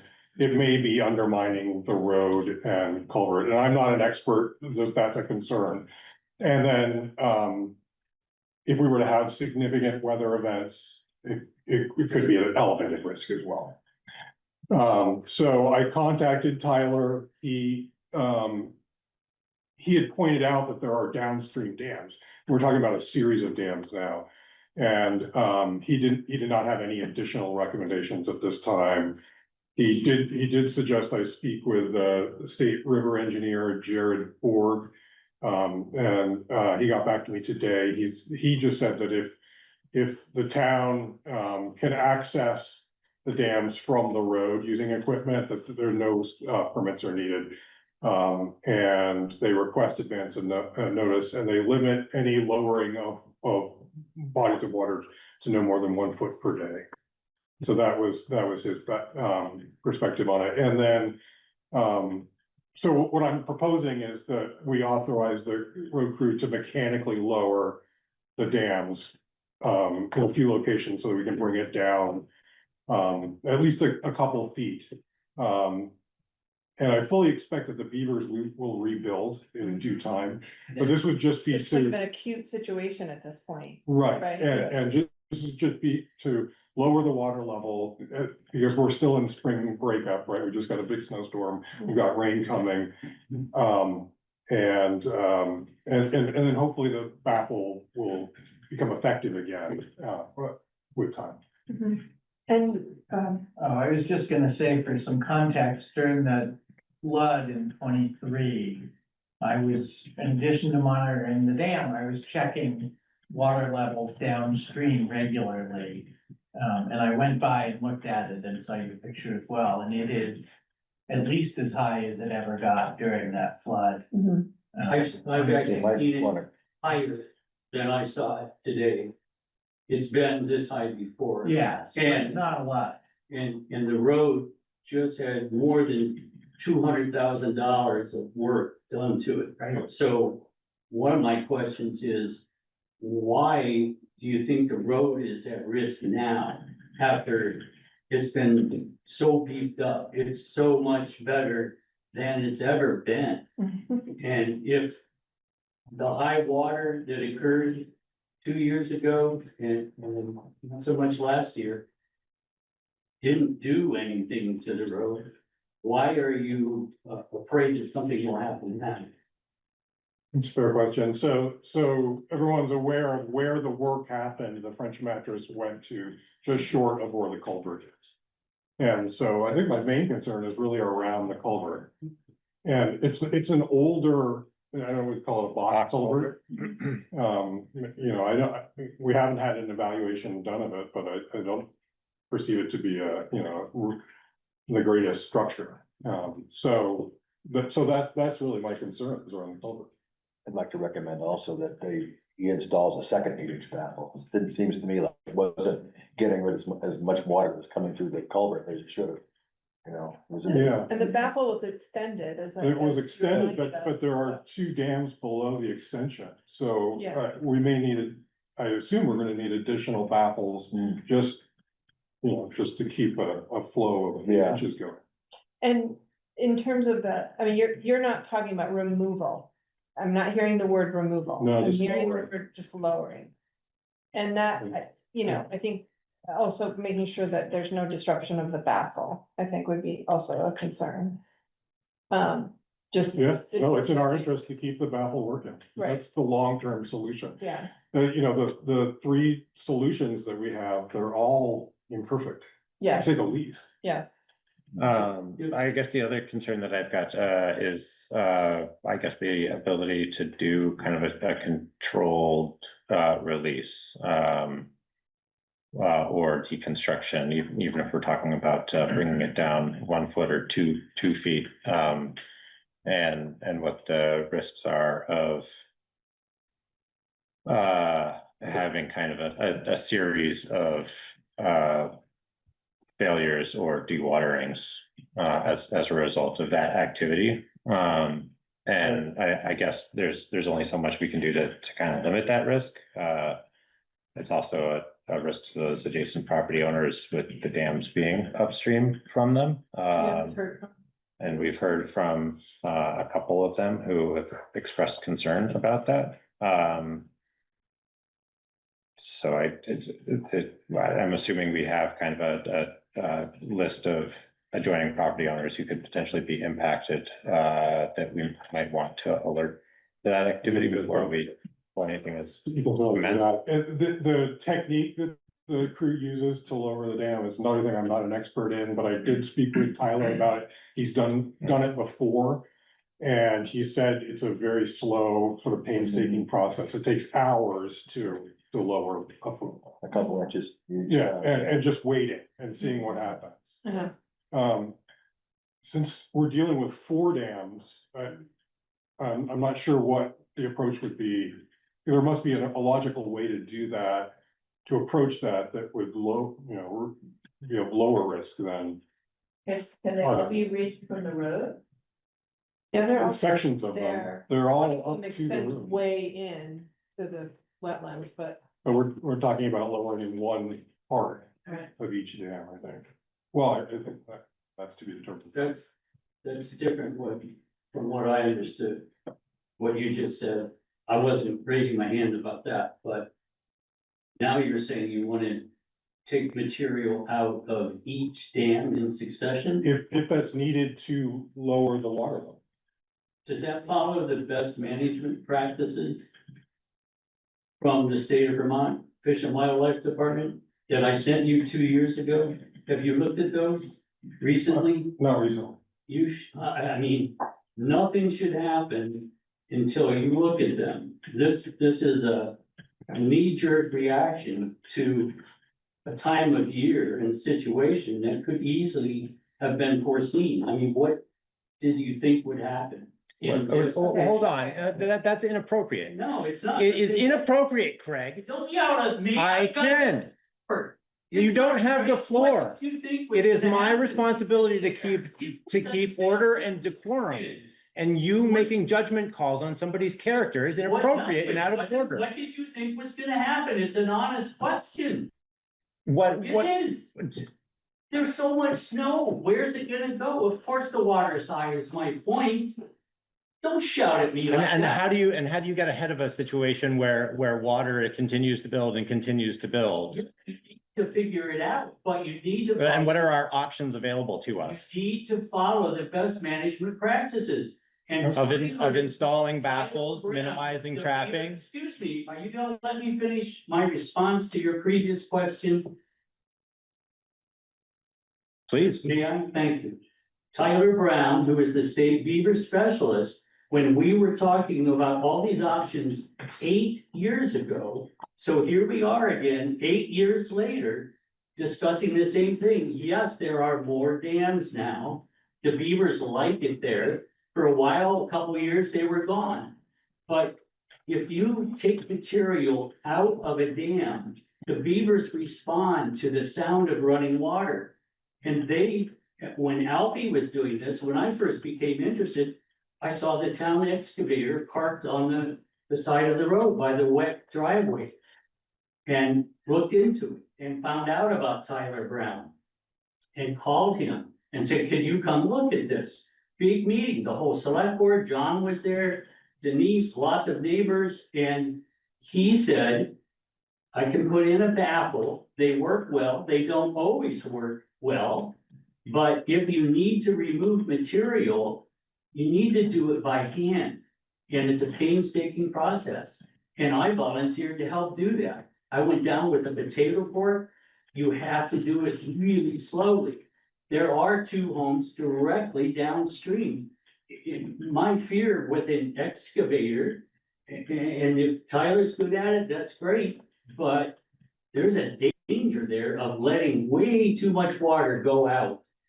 And what will happen, which we saw taking stuff out, Alfie found out every night the beavers would put back what was taken out. I understand that. I understand that. I understand how beavers work. And so my concern, though, is that if we commit to a hand removal process like that, that is a decision to increase the risk of the town employees to perform that work. And I hear that there may be community members who are willing to volunteer their services, but that puts the town in a very problematic situation from my perspective of having to rely on volunteer labor to mitigate these issues. Anybody would volunteer right now. No. Water and the ice. That's right.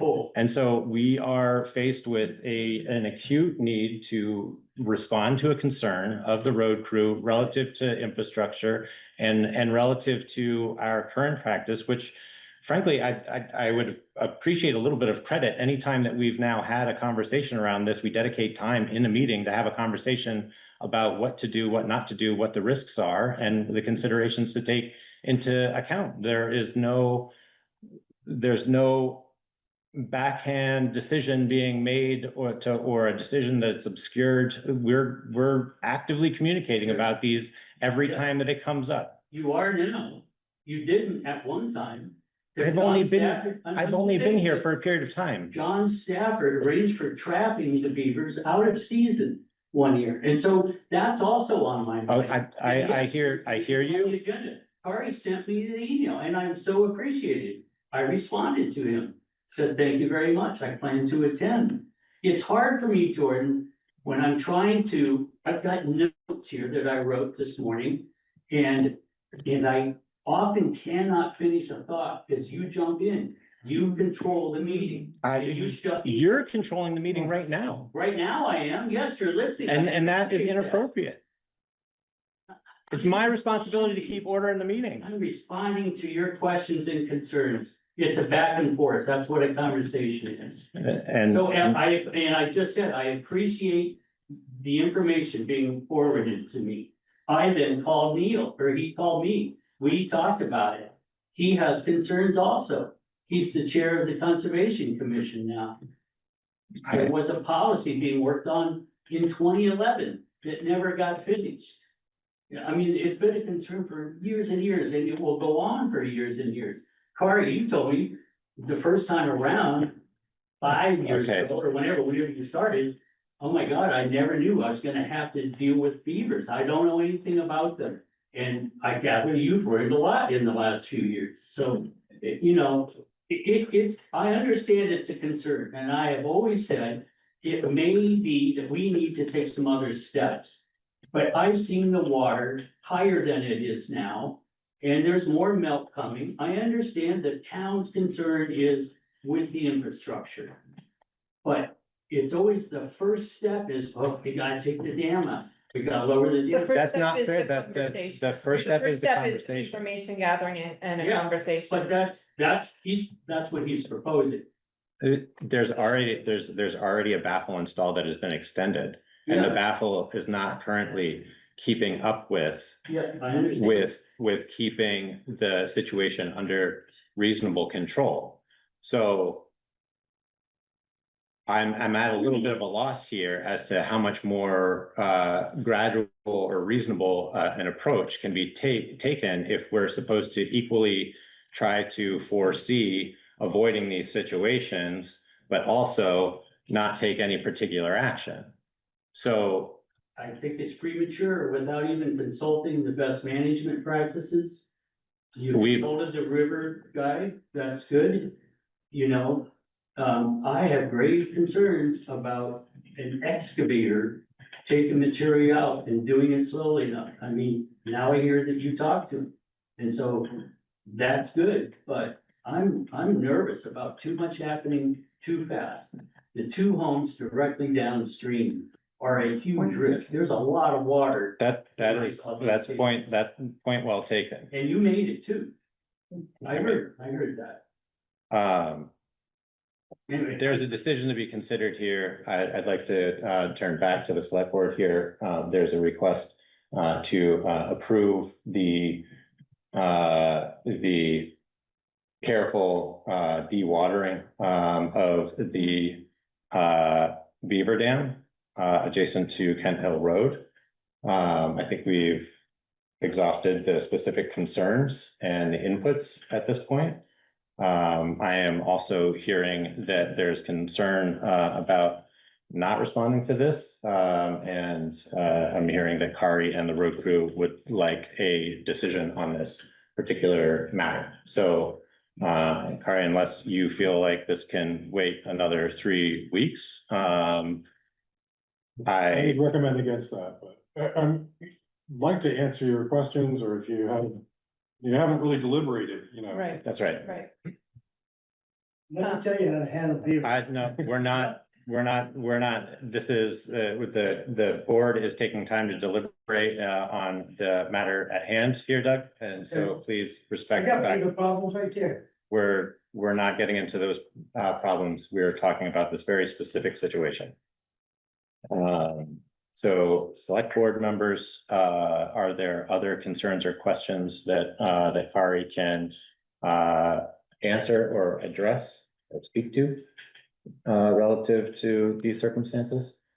I don't have concerns, it's like, I'm sure the road crew can manage a proper Yeah, dewatering in a slow fashion. is this something the road crew has done previously? Yes, Tyler specifically has done it, and he would operate. Gradually lowered it and. Yeah, and I can really emphasize that and, work with them on that. They have a thumb on the excavator, right? They can be careful with thumb. Your question. Yeah, I Yes, guess Tom. the other, in addition to what Chrissy's saying, I just would say, the pace, right? Like not necessarily feeling that we have to address this all in one.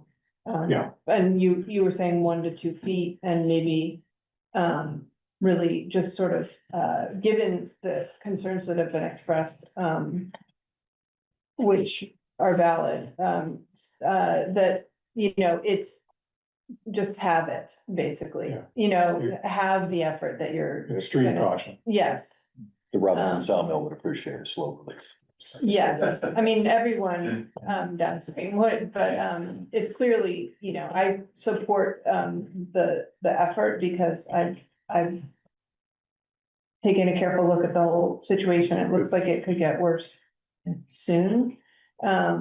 Anyway, I just appreciate that you all will take a very careful look at that and careful effort. And we will, give advance notice if you approve to neighbors. That's Uh-huh. And I Excellent. also appreciate we're not trapping the view. I do too. Yeah. Yeah. If I'm hearing this is a consensus around the limited release. I would add to that, I would absolutely want, the downstream properties to, at least have some notice if Tyler can make an effort to, be in touch with them, stopping by so that they have Take care of it. reasonable notice beforehand. I said 2, but there are 3 or 4 actually. Dams, You're beyond the mill pond. Houses. At the south. houses, yeah. Oh, yeah, Yeah, absolutely. my expectation is that each of them, kind of a risk assessment will be done and each of them will get some advance notice of prior to the work commencing. So I don't believe that needs to be a particular vote. Hearing that there is some consensus and clear direction for the road crew. I also think that it is warranted to find a time to appropriately review what our process is. I think that it's been a pretty deliberate effort to utilize baffles whenever possible. This is, I think, a great example of what happens and kind of this hierarchy of decision-making that needs to be made. It would be nice to feel a little more empowered with what that hierarchy of decision-making is. Relative to our values here, so. And Leo might have a comment about what you're speaking. Oh, I don't know, I was gonna jump in with I spent a little time with Skip Lyle, who's kind of the father of the, mobile devices and apples. And one of the things is that he calls them flow devices unless he makes them, and then they're beaver deceivers. But anyway, one of the things that he stressed was that it often takes some years of tinkering to get it so that it's working well.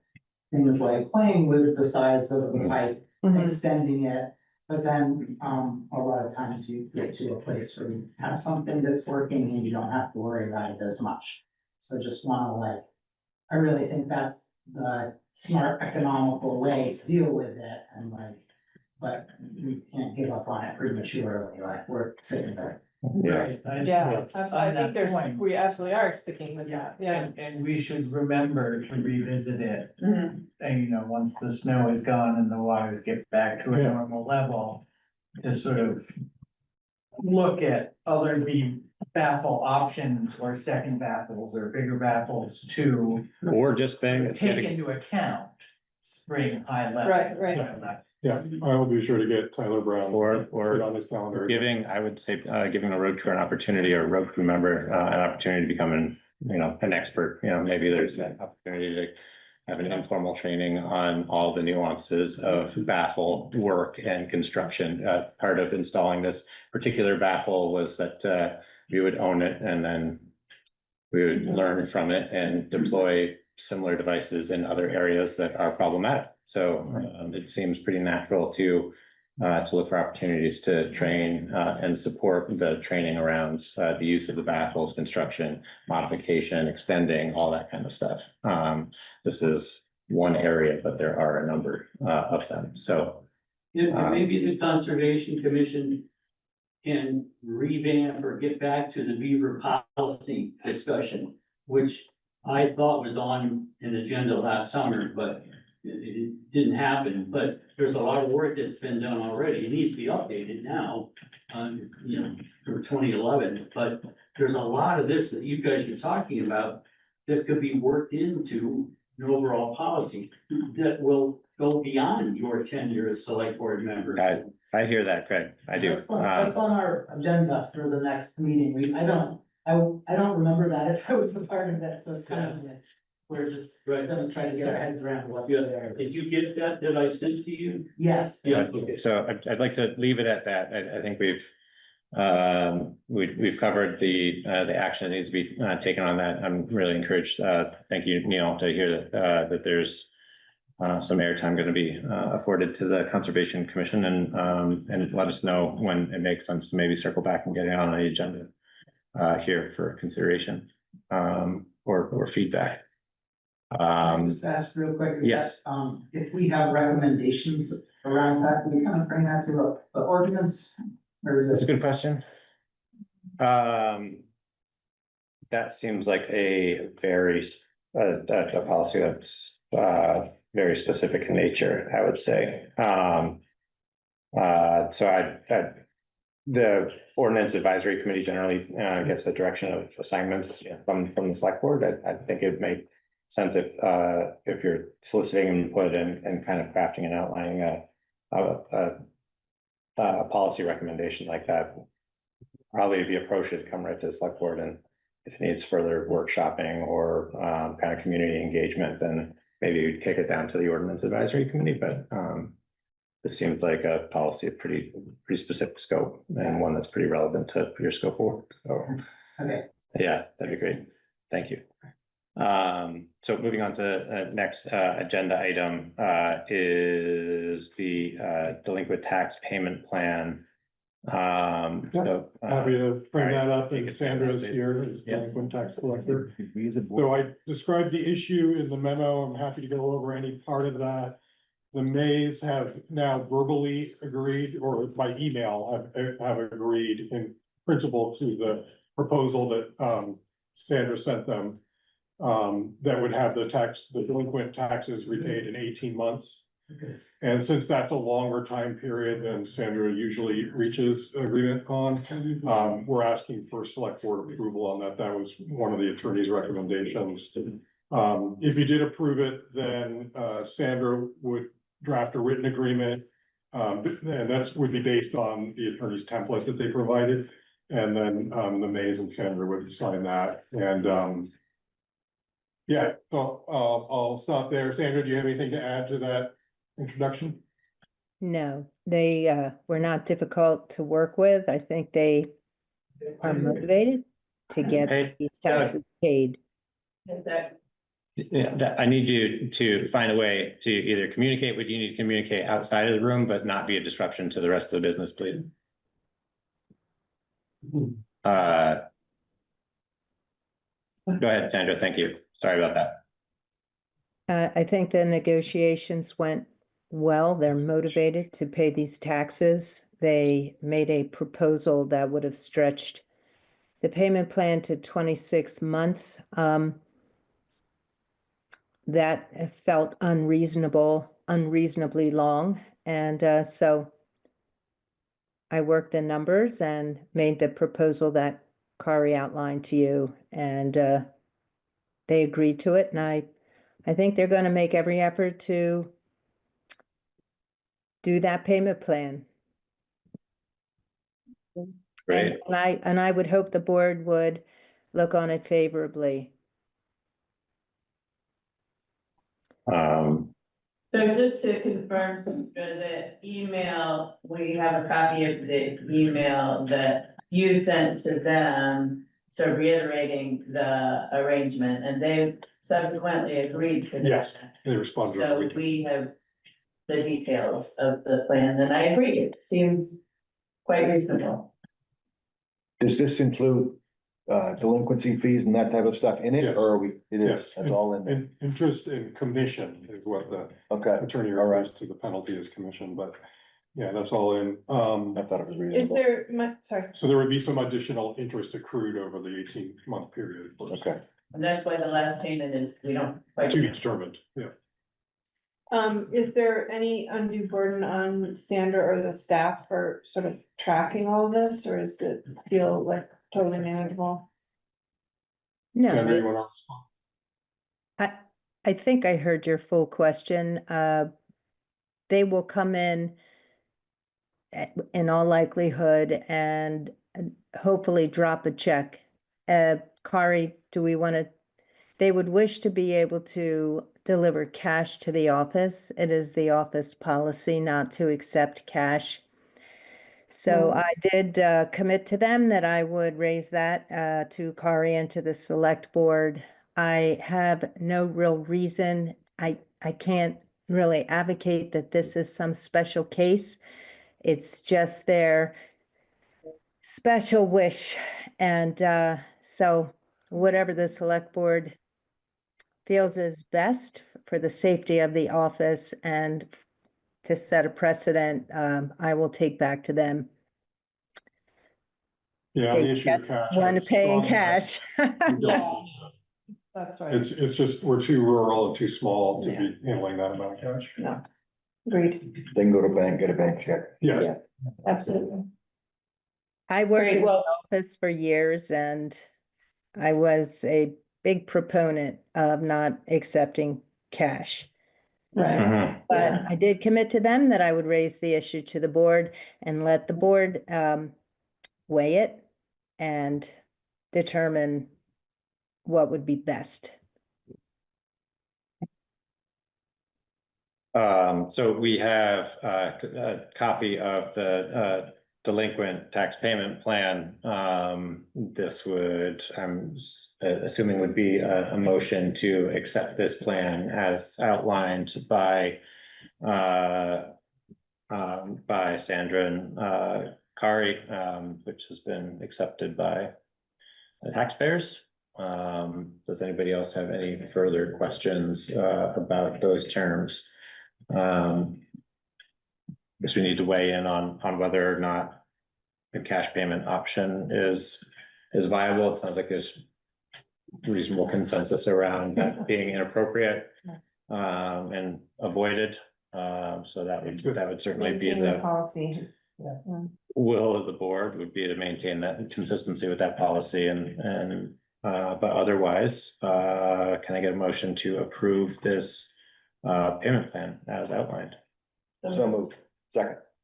All in favor? Aye.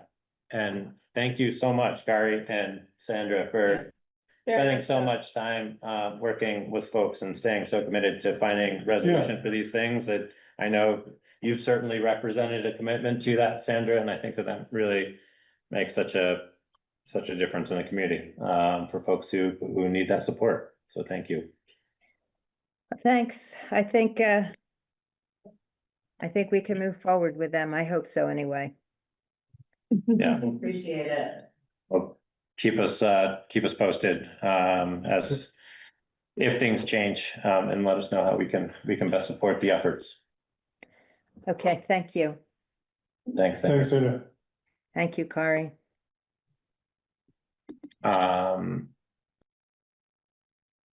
That settles that. The new truck purchase, there's a folder in the shared drive. Hopefully everybody's had an opportunity to review Did some that. legwork on this one. We had three different proposals. Other bids. The preference is the Mack truck, even though it's about $1,000 more than the Volvo. That was Tyler's preference after driving it, and as I mentioned, there's concern about repair service parts specifically. So the Everest plow system is what we would like to go with. We didn't seek any other quotes on that. And then I got three financing proposals with NCL Government Capital, who we've worked with in the past, we're working with currently, was the low bid. So that is my recommendation.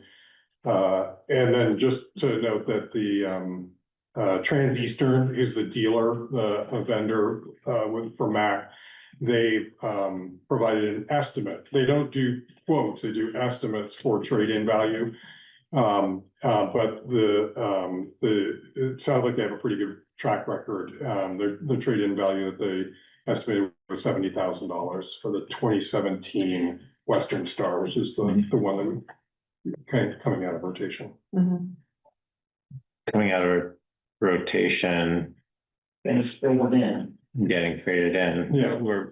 We still working on rotating out of the. We usually maintain one spare, One spare. and then that becomes the trade-in when we're ready to make a purchase. I see. You keep in mind, we're still waiting for the 2025 Western Star. Right. Right. Right. I have a question about the tariff on the quote. The tariff. Small amount of money, but still. The $3,500 Yeah, tariff. yeah. I just, for what? I don't know specifically, but I guess if you approved it, I would question that and maybe make a I think judgment. we'd like an explanation, and how firm is it, right? I mean, tariffs seem to be changing. I think we could approve the 182,895.46. And then you can tell him that's what we did and see what he has to say. 182, where are you seeing the 182? Selling price. There's a selling price plus the tariff. I see. It's American made. I mean, there's no explanation for it. I mean, I'm just being picky now, but Unless it's being assembled, the portions thereof. I appreciate that. We've had good success with me delivering the hard message of the select board. That's So I'm on your side, but select board. The downside would be we potentially have to wait 3 more months. Right, that would be the downside. we could give you the ability to negotiate up. You know, Yeah, you could do that. You could do that. you know, but, Not to exceed with it, but Yeah. letting me know that you. Is this? it's on the quote. So it's the Transeastern quote for the, It's called Transeastern Mac quote. Oh, okay. The chest is full. Deep. It's deep in there. Yeah, I mean, I think given the duration of time that these things take. I don't love the idea of a 3-week delay in getting in line for a truck. Yeah. So I'd be in favor of approving it. And just having your first step, try. try it, Exactly. see if there's a way to Well, negotiate around that. At least get some justification or Yeah. explanation, yeah, right? But I'd support going ahead. The approval. I would too. It is certainly in line with the 2025 Western Star, right? I mean, it was actually very similar. Well, that sounds like reasonable consensus to me. So that would likely look like a motion to approve the authorization of purchase of a Mack truck from Transeastern for a total of $186,395. $186,395.46 as financed through NCL, is that correct? Yeah, and the Everest plow system. Yes. Oh, I left that out of the recommendation, but it's So, those 3 components, the truck, the plow, and the financing.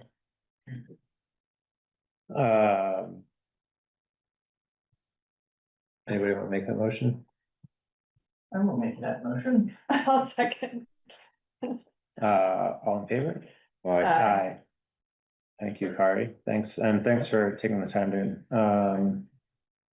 figure all that out. I felt that there was much better way to handle it. Yeah, I'm really happy that we were, and I'm really pleased that road crew was able to take the time into exploring other manufacturers. I think Yeah, that's. we've had some days where they didn't have to plow and. Just a few. Yeah. Thank you. All right, thank you. hope it goes well.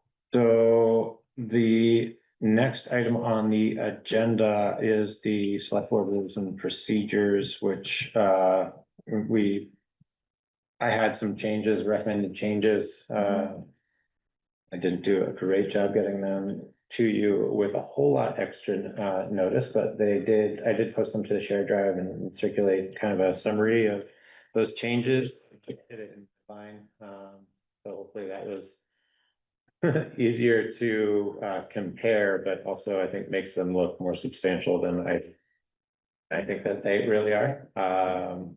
But hopefully everyone's had, a opportunity to read through those. Is there any feedback on those? Dialogue concerns, recommended changes? I did, I redlined your red line. You redlined your red line. I did, I thought the changes were good, Jordan. Okay. And then on the, I had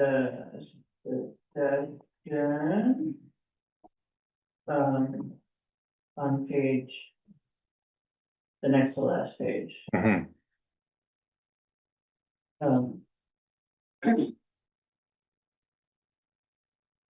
And under, the public participation. Meeting, blah, blah, blah, blah.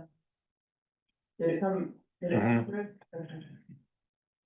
I don't see any additional changes from you. But I just, in the blue at the end, consider adding. Oh, that is you, okay, That's me. okay, it was already there when I read through this, okay. And then I made a small suggested, change on number 3, Mhm. which I just think we don't have to call out the separate. It is just anything that happens, we, Yeah.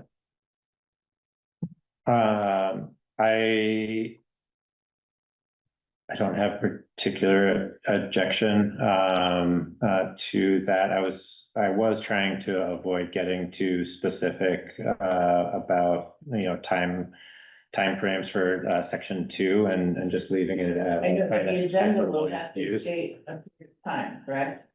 Yeah, I was hoping to leave that a little more open-ended, relative to, the agenda planning. And if we have a full agenda, trying to, roll that back, I think we're in reality talking about, the difference between like choosing 5 minutes or 15 minutes, but so maybe it's a bit of a moot point. I was just thinking, if you have a block of time Mhm. and one commenter, they don't get the whole block of time. That's right. That was what the blue comment was supposed to achieve. But either way is fine. Okay. I feel like this is unresolved then. I don't think. Like we're taking the 15 minutes out, which Yeah, and then putting in, depending on a number of people wishing to speak during a public period, that the chair may set a reasonable time limit. okay. So So you wanna, I you think wanna we go can ahead add and add that. And then, okay. yeah, And is there a not to exceed at all? You can just put period in there. What was that? You can just put a period after speaker. Uh-huh. And not make a specific recommendation, okay. all right.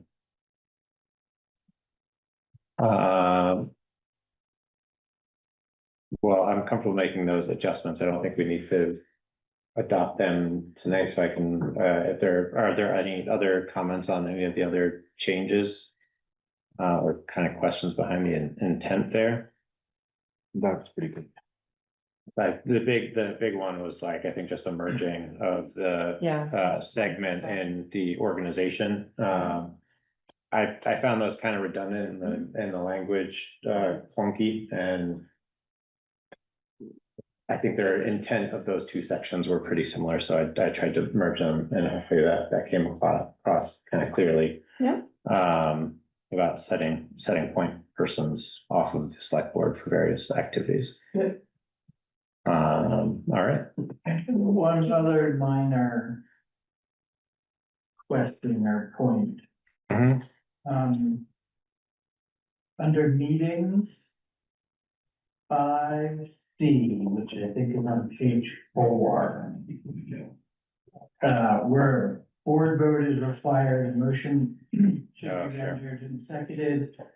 The board chair or member liaison generally frames the motion. Yeah. Another member of the board seconds. Yeah. So it Yeah. sort of skips that actually making the motion. Right. Right. It does. It does indeed. I guess the struggle that I was having here is I wanted something that kind of represented, the practice. But this is kind of like a loose interpretation of how it gets, managed through Robert's rules and those situations, the motions are set and then seconded. And And then there's discussion. Right. And then they have to be restated. And then they're restated, so. I was trying to give a little leeway in how they're framed and then discussed, because often we have a fair amount of discussion before they're framed, fully framed. Yes. So our procedure is a little informal, but that's okay. But we could still add the C here. Somebody frames the motion. Somebody else makes the motion and another member seconds it. Which is what we do. right, I mean, does it say anywhere else? That the motion has, I feel like it should say like the motion needs to be made by a select board member. So H says the chair will restate the motion. I'm not sure, I don't see, I mean, you can, I think. Given what you're trying to point out, Jordan, I think what Christie's saying is correct, that. It's fine to say generally frames the motion, but then. There's discussion and the motion has to be made. So somewhere in there it has to say the motion's made. I guess, I mean, it doesn't, and I'm not sure why changing it is gonna get us anywhere or needed, I guess is what I. Okay, so, I mean, that not final- changing the frames and just leaving it makes the motion, or states the motion. states the motion. That it has to be made, so, If you're gonna keep another member of the board How second. about this? How about eliminate the second and third sentence in that?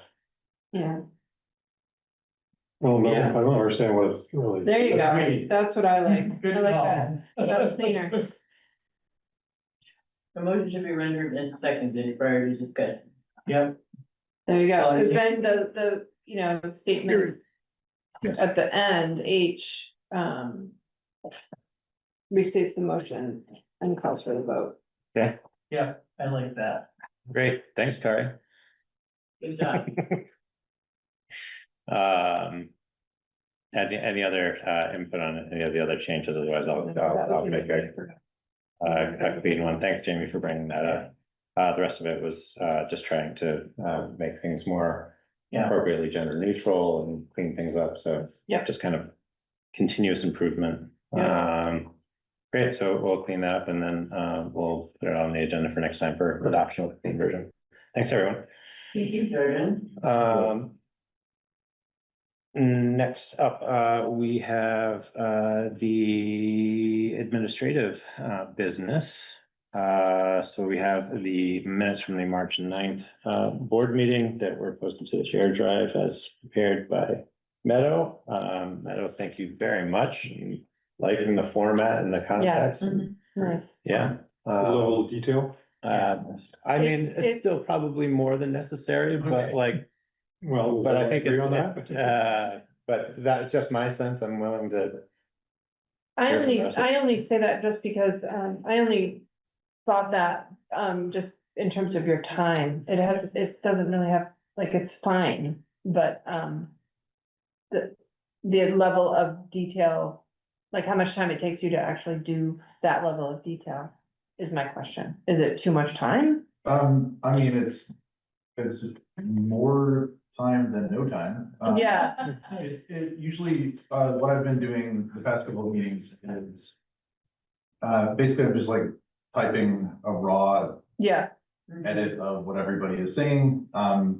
You know, there are some gaps here and there, or if I'm distracted or something like that, or if I'm interrupted, like, then I can't quite get everything, but I get enough to generate the context. Then I come back through and like after the meeting, I get home, I sit down and I have another cup of tea. And I just like, I go through and I read like, what was the conversation? And I just put together like a little ethnographic summary. yeah. And then I like put that in the section and I make sure that I highlight the statutory like relevant portion of it. And I do that through every point. This will probably be the longest time. Last meeting, took me probably about 2 hours to do that. So we'll see how long it takes me to do that. And I can definitely truncate and do a little bit less, if that's helpful. It would be okay to have less detail. Okay, These are beautiful, but you shouldn't feel that you have to have the level of completeness that you do. great. Yeah. I would agree. Note taken, I'll spend a little bit less time tonight, and just try to like, really get to the point and. Yeah. And just keep giving feedback. Yeah, thank you. so much Yeah, for the feedback. and, you know, mostly concerned about your time. Well, you're paying me for my time. Yeah. There is that. I know, that's not why I said that, but, very small thing is Linda Michelle has an E at the end of her last name. Oh, great, thanks. Also, one very minor in the public comments, and there, one of the spots, there's a typo in my name. Perfect, got it. That's probably not the last time that'll happen, and I'm sorry about that, because. good. Like, I have a friend who spelled Jamie the other way. Just like, yeah, that's your whole. You need to change your dictionaries when you're doing certain. Yeah. Force conformity, one of the two. Yeah, thank you. I'll change for you. I don't think. Okay, that's Jordan. appropriate. I think that they need to change Jamie. That's. Definitely, and it's correct on your name tag, so that's. Well, again, thank you, Meadow. Thanks for taking that feedback. Are there any other changes? We have a motion to accept the minutes as prepared and presented by Meadow. Second. All in favor? Aye. And none opposed. Board orders, posted to the share drive. Hopefully everybody's had the opportunity to review those. They had some, additional notes? No, they didn't. There were some.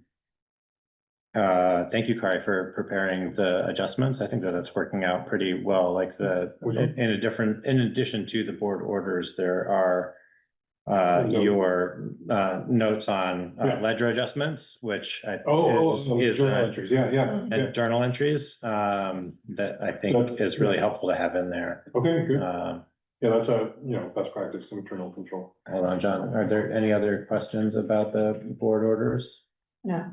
John, do you have this comment? Quick, procedural question, and maybe I'm just looking at the wrong place, I've been trying, do you post a board packet for these meetings other than the agenda? We do not, but is it the ordinance committee that's gonna look at that? It's come up several times.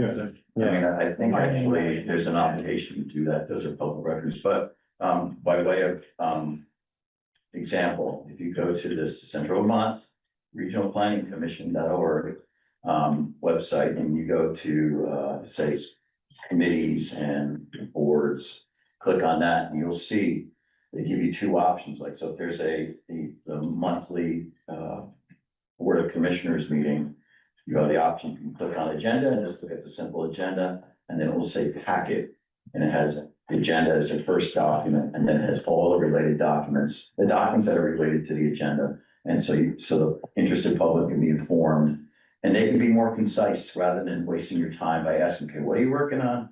So it's just important for good governance, so.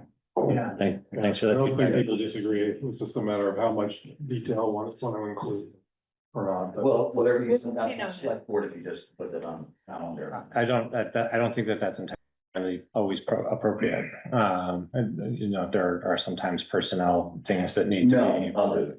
Right, so, I think that there needs to be kind of a policy and discussion around what those things are and how it gets presented in a way, for kind of equity of access, and it does not push back. I mean, it's something I've also thought about, quite a bit.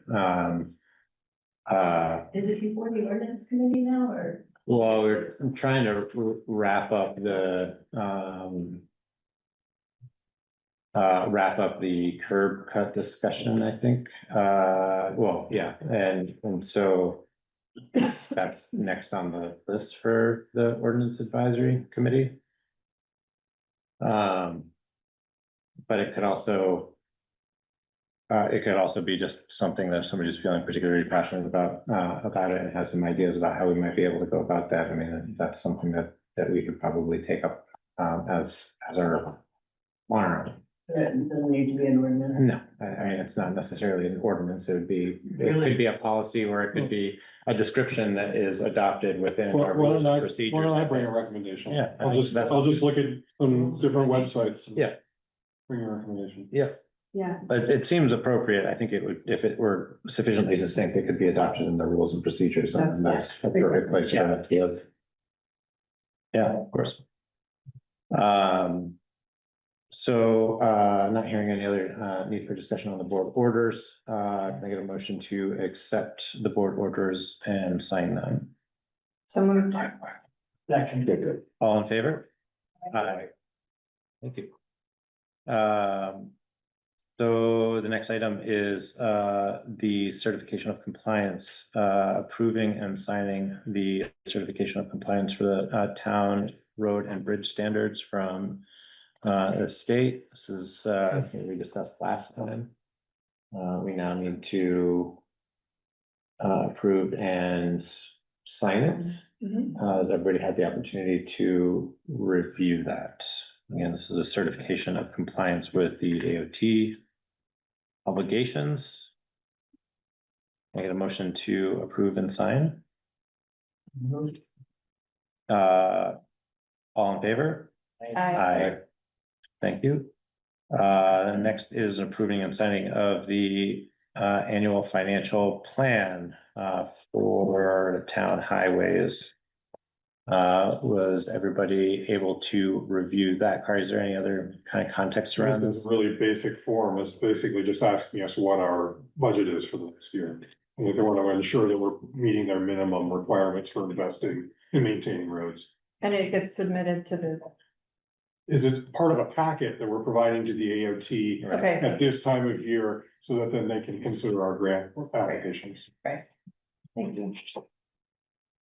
Can I get a motion to approve and sign the annual financial plan?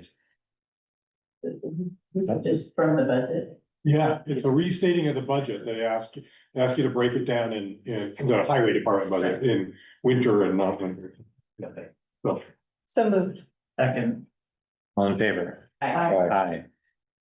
Thank you. Next, we have reports. So, Barbara, do you have? Yeah, just briefly.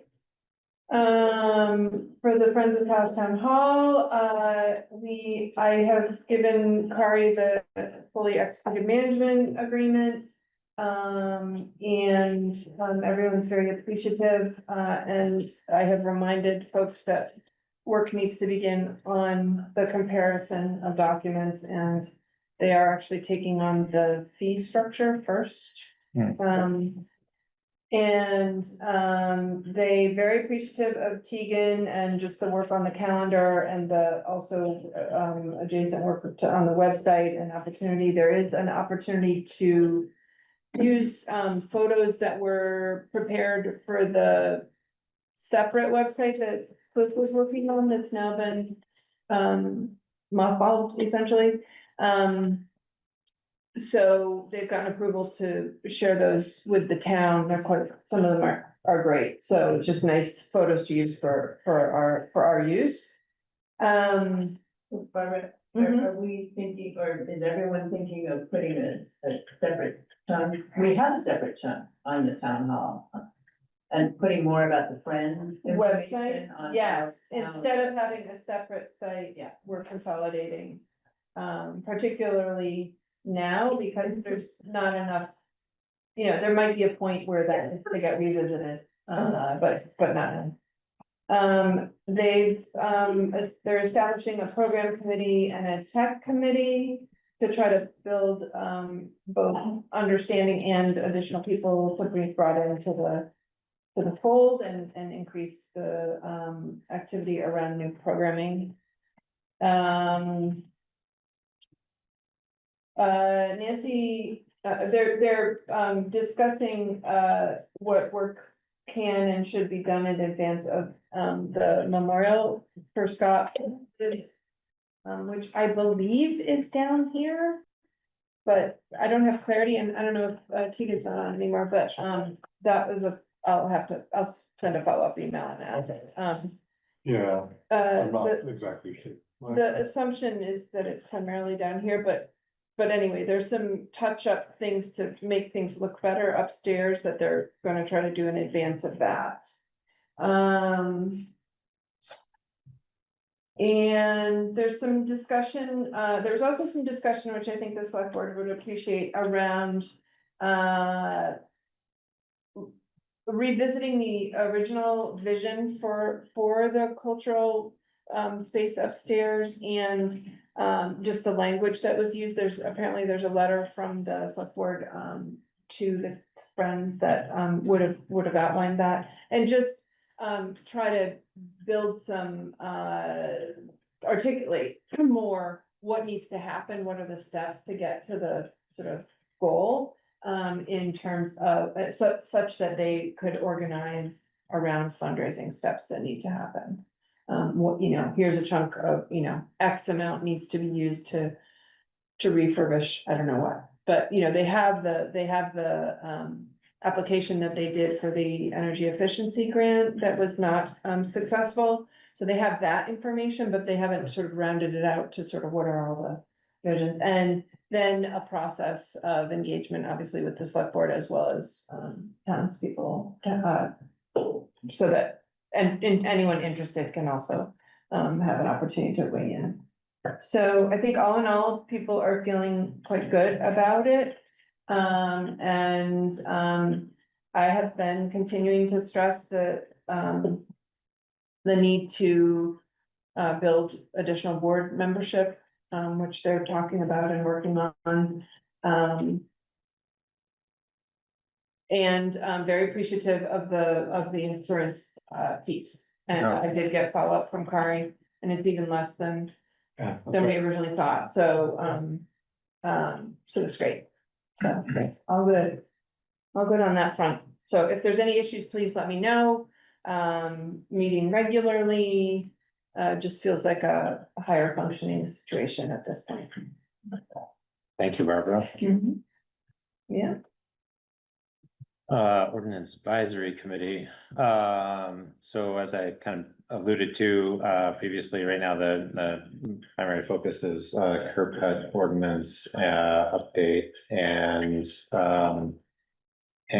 also a kind of policy that rides along with that, that would kind of govern the decision-making and review process for, both the curb cut ordinance and a separate ordinance for, work in the town right away.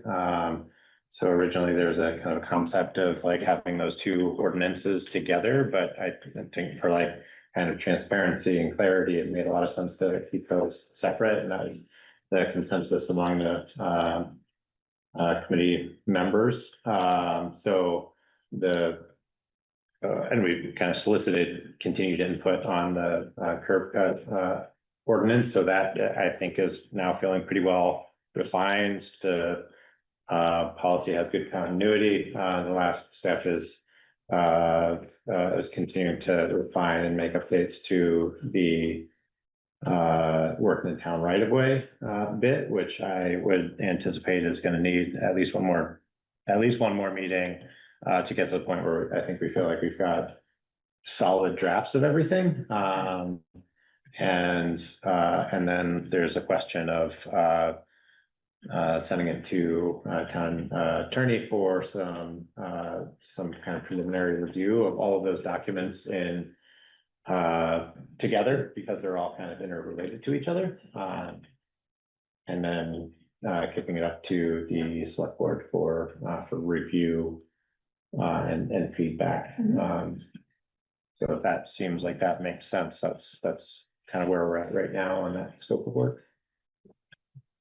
Great, thank you. Yep, sure. Thank you, Tegan, and other committee members who've been moving that along, shepherding that through. Financial report as of February 28th. All right. So there was not a lot of change from the previous month. Most of the spending was on the payroll side. Highway department's been doing a good job of limiting spending, although we did spend a fair amount on gravel last week when the crew was addressing the muddiest places around town. And as of the end of February, my estimate in the highway department, we had about 259,000 left to spend in the remaining 4 months of the year. So it's going to be a challenge, but we'll keep at it. The general fund balance was a little over 673,000. And just wanted to point out that the last remaining large payments for the fiscal year, we had the fire department invoice was today, they were 53,000. And then we still have large payments from for the bond bank. That's interest only on the grader and dam. And then the final education tax payment is the big one.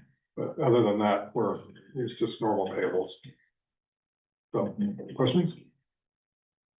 I did not have any particular questions on that. No,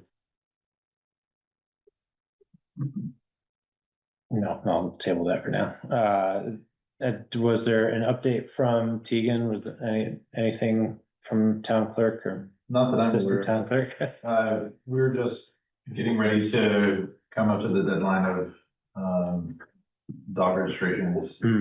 I processed 21 overweight permits with the number of fleets. And there was, I think I had said this last meeting too, but like there was a misprint in the mailer that went out. And it just had an incorrect fee structure for dog registration fees, and it caused a little bit of confusion. So I'm still trying to reach out to people to like get people to pay if they've underpaid by accident because of that typo. And I'm trying to just post in Front Porch Forum to just give people a reminder to register their dogs. And we got a lot of returned ballots, I think, but that's for Keaton to talk about. I don't really know anything about that at all.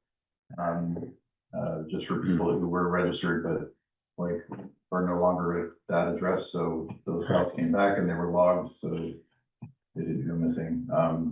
So yeah, but I'm sure Keegan had more, but that's all I have. No, but fine, thank you. Yeah, I don't know what to do about that. Is that on your computer or is there? No, no. Yeah, so I think it might just be a TV issue. Or just a TV thing. I don't think that's a Zoom thing. Oh, okay. Town admin, sorry. Yeah, so there were quite a few updates in the memo. We can discuss any of those, but one specific item, I was at the emergency management committee meeting last week. And we were reviewing the local emergency management plan that has to be approved by the select board every year. And they had one request, which is that one select board member be designated to have access to the state emergency operations center website. So we have access to certain resources if a disaster is to strike. I remember James talking about that. And so I'm enrolled, I think James is and maybe Jake, but they thought one select board member should be, and it's a little bit of work to get set up. You have to take an online training.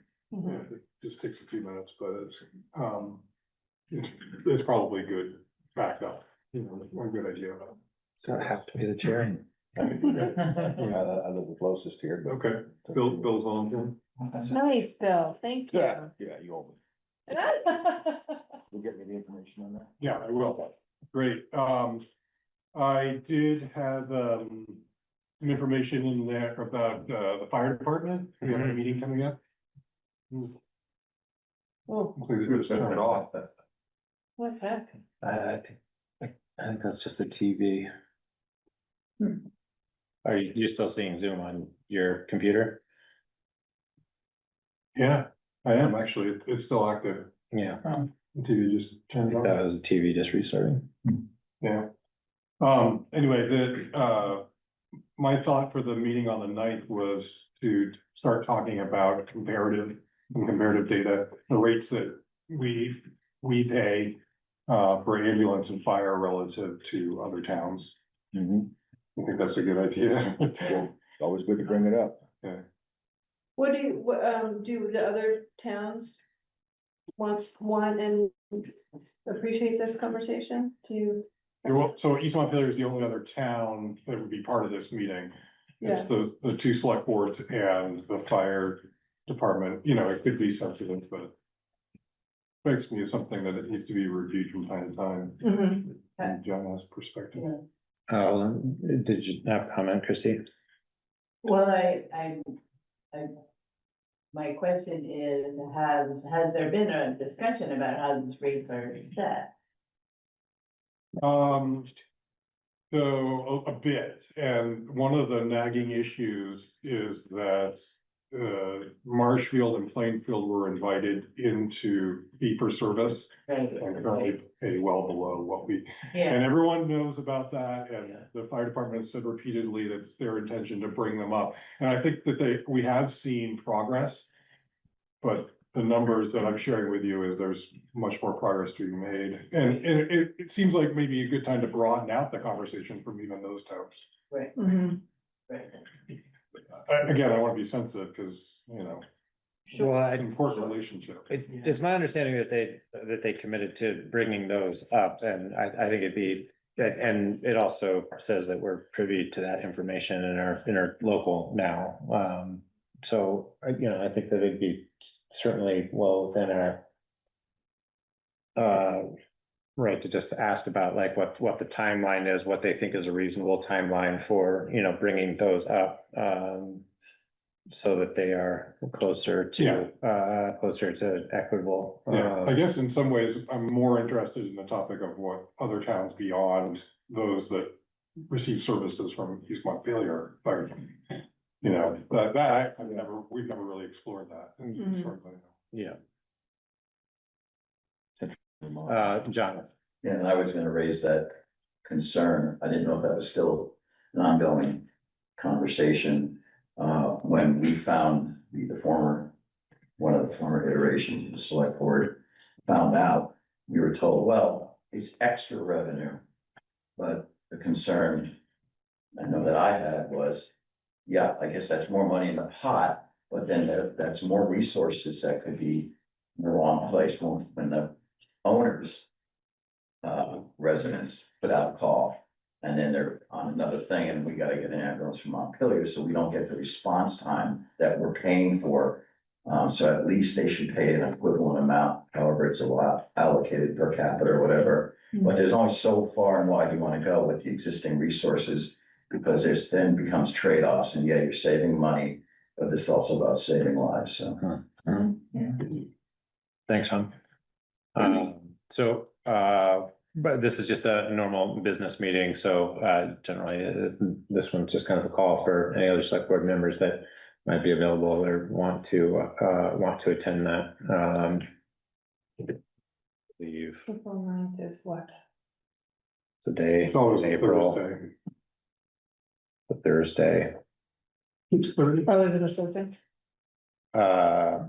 Yeah, so that. I could probably do that. Okay, well. It's on my way home. We'll warn it as a meeting, as a select board meeting. Sure, that'd be great. If you can make it, great. Don't feel obligated. The other thing that occurred to me as we were going through this meeting, there was quite a bit on, you know, the business that happened here, discussion. Is it time to do an update, like a front porch forum post from the select board? Send those periodically, and I'd be happy to draft one from Jordan.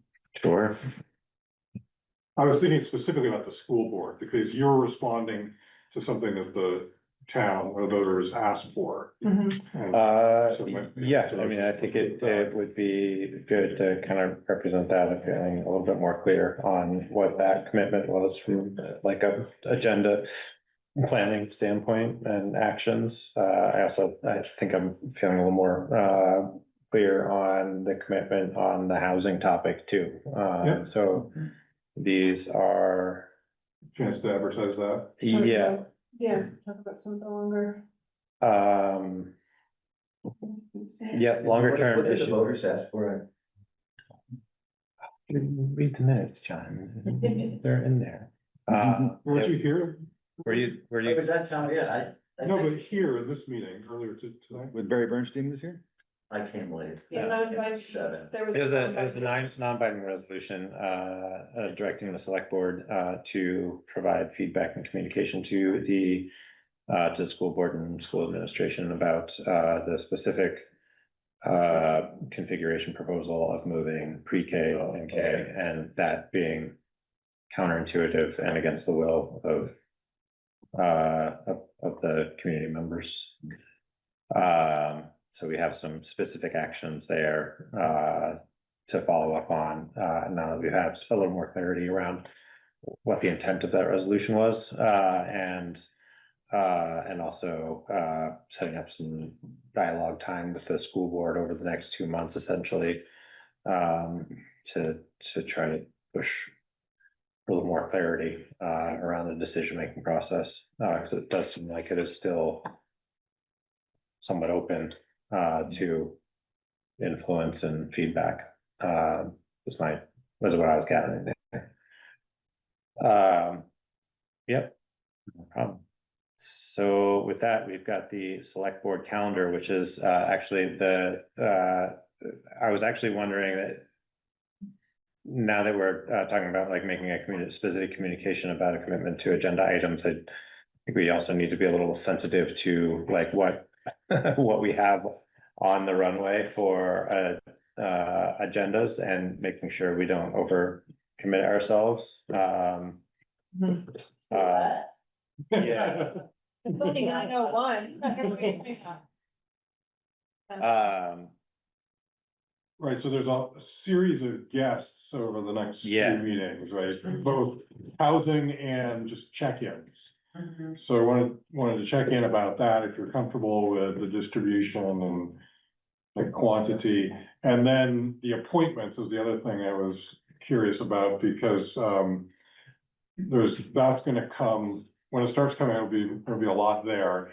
And one, and we started reaching out, Meadows begun their outreach, and one way we could break it up is in here, is the second meeting in May, we can handle all the individual positions.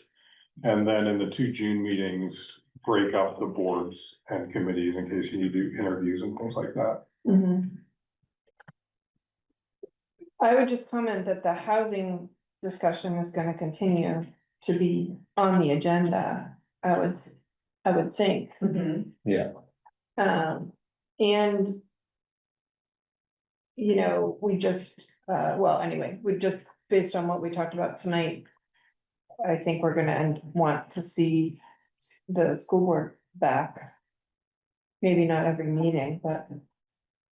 Yeah, so I think it'll be, I think the next school board meeting, if I was understanding a previous conversation that I had with Daniel, there was some intention on the board to kind of organize how they're setting their agendas, so that one is more like administrative business and one is more community feedback.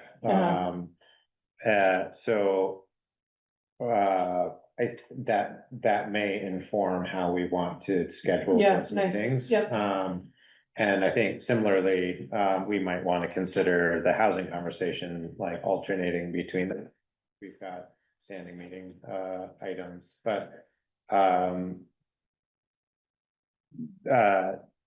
have committed to meeting with Kari and Meadow tomorrow morning to talk about, I guess, some like background context on some changes that we've made to the appointing schedule. That is the background context to like what's being proposed here. So maybe we continue to work through that and kind of see where specific recommendations might come out of that. And then let that inform how this shapes. Yeah, I think it also reveals that when we're in this mode of, checking in with each committee and commission, which I totally agree. Providing them, we had talked about like providing them requests for what we'd like them to come in with. But also it just puts the push-pull on the sort of longer term, trying to advance the conversation on housing. We've got, you've got the speakers the meetings where the speakers are identified, but then where's the point where we talk about together about what is, what we'd like to see happen next. So those are my initial comments. Yeah, in terms of I've been using the word forms that we would potentially send out to the committees in advance. I actually created a draft last week. I was going to talk about to the staff this week and then bring them to the two of you next week. And so maybe we could look at them at the next meeting. Yeah, sounds good. Because I think the spring one is pretty important too. As I was going through it, the fall one is more about the budget. But the spring one is really about goals and membership. That's right. And progress towards goals. And if we're gonna ask people to think about housing, now's the time. Yeah. Yeah. And this is like the iteration of like refinement. These were all very theoretical things, and like these were pretty substantial shifts in how these things are habitually scheduled. And so I think that there is a fair amount of adjustment that may be required. And I think that gets into the fragment of the conversation that we were starting to have about the perennial schedule for the select board. And as we start to find like where the sweet spot is for those particular things, and then being, I think, a little bit more protective of the agendas, the agenda planning around those things so that we can stick to that schedule. Otherwise, what ends up happening is like those check-ins start to bleed into appointment considerations, and then everything, the messaging gets hodgepodged. And I think that's kind of problematic. Anyway, there's only so much time. We've already exhausted plenty of our own. Thank you, everybody, for the input and participation. I'm gonna call the meeting adjourned.